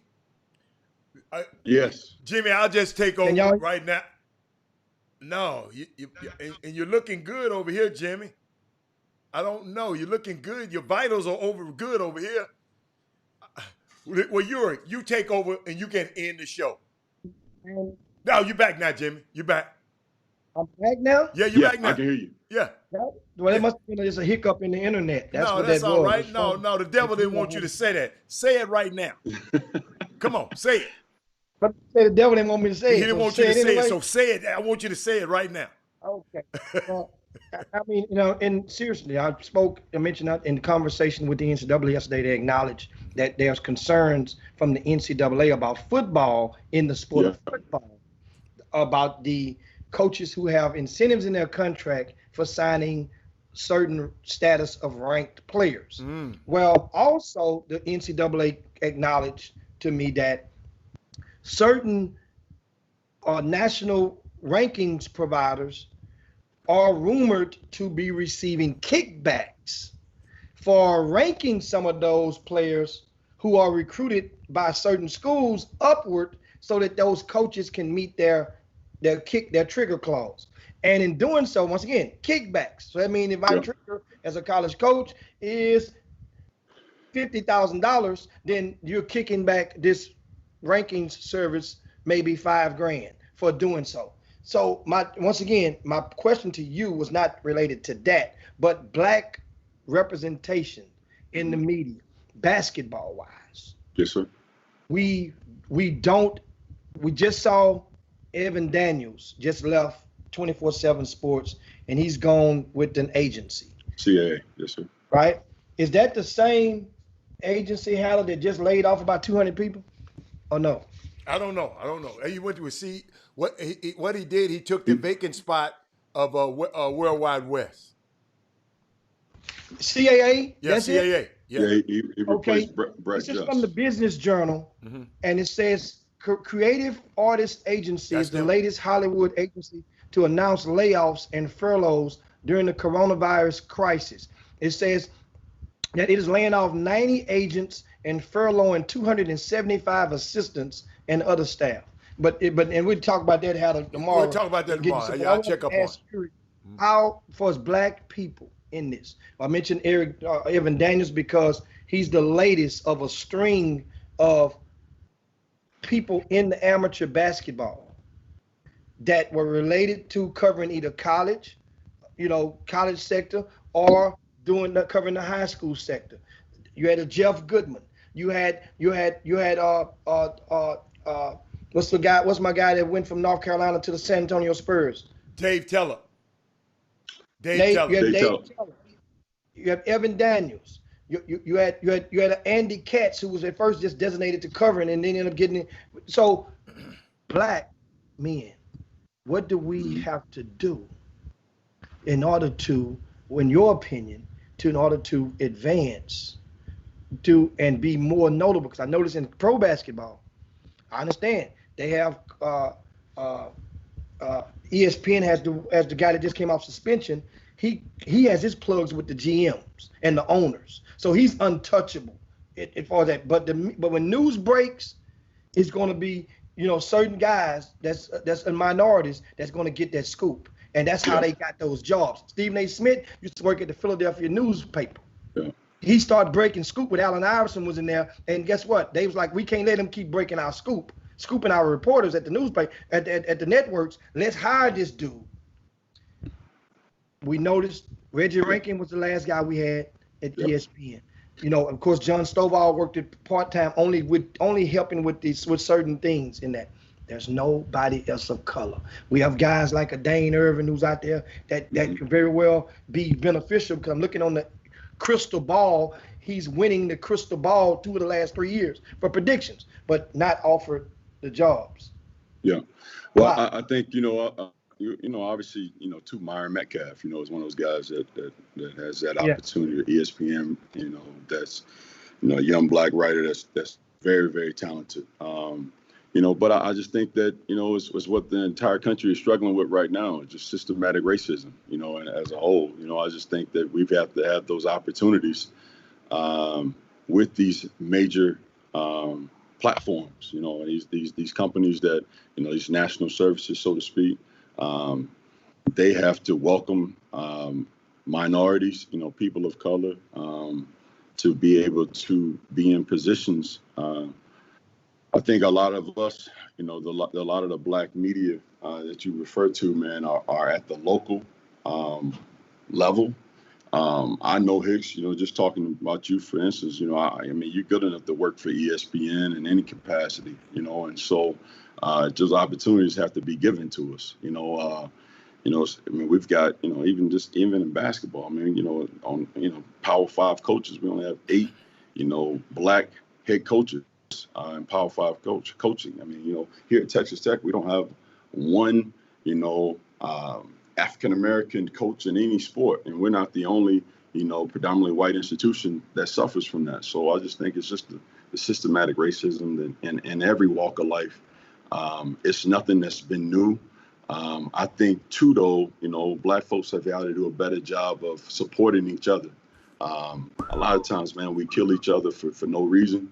I'm a proud Howard grad. I went to Howard. I met my wife at Howard. But, for instance, it's a guy like, Coach Mike Anderson. He's never had a losing record. You know how hard that is? He's never had a losing record. Why aren't AAU coaches saying, man, we got to make sure we take care of Coach A? It's enough players to go around. Coach Beard and I'll still be fine. We only need 13 at the end of the day. We're recruiting. I told you, we recruit the best players in the world. We got 5 international guys. So I just think that, we got to do a better job supporting each other and being able to promote one another, honestly. And Jimmy, I know we about to leave, and you made me think about something, and I was trying to find it. I was just trying to find it. This young man, Jonathan Isaacs, he stood up during the national anthem, and he gave his views over the weekend. We haven't had a chance to talk about it yet, but the Dan Lebertard show. Somebody on that show, and we talking about us being represented in the media, came on there and said in his tweet, him and Stugart's tweet, poll, is it funny that the guy who refused to kneel immediately blew his knee out, and had a poll on their Twitter? I thought that was tasteless. We can't go too far into it because I know the time is with time restraints, but that's why we need our people telling our stories. Can't nobody tell our story like we can. Nothing against them. They can still tell stories, but nobody can tell that this chop shop works because we got guys like Jimmy and I. That's just all we doing is telling the stories of young men like you, telling the stories of a Dr. Newsom, telling the story of a Bryce Griggs, us telling the story. All we doing is telling the stories of L.J. Cryer. That's all we doing. We're telling our story. And it's very, very important in our community because a long time ago, we had more people. We had Jet Magazine. We had Ebony Magazine. Those things are bankrupt now. Yeah. So like I tell people all the time, Yuri, you don't have to like Jimmy or I, but this platform allows us to be able to tell our story. So, I mean, thank you, man. And I know we got to get out of here. Jimmy, you want to slide down Dino's back for me? It's definitely a time. Hey, you can get old Fred out of bed, watch baby. This, y'all. It's Let time me to see. slide on down Dino's back.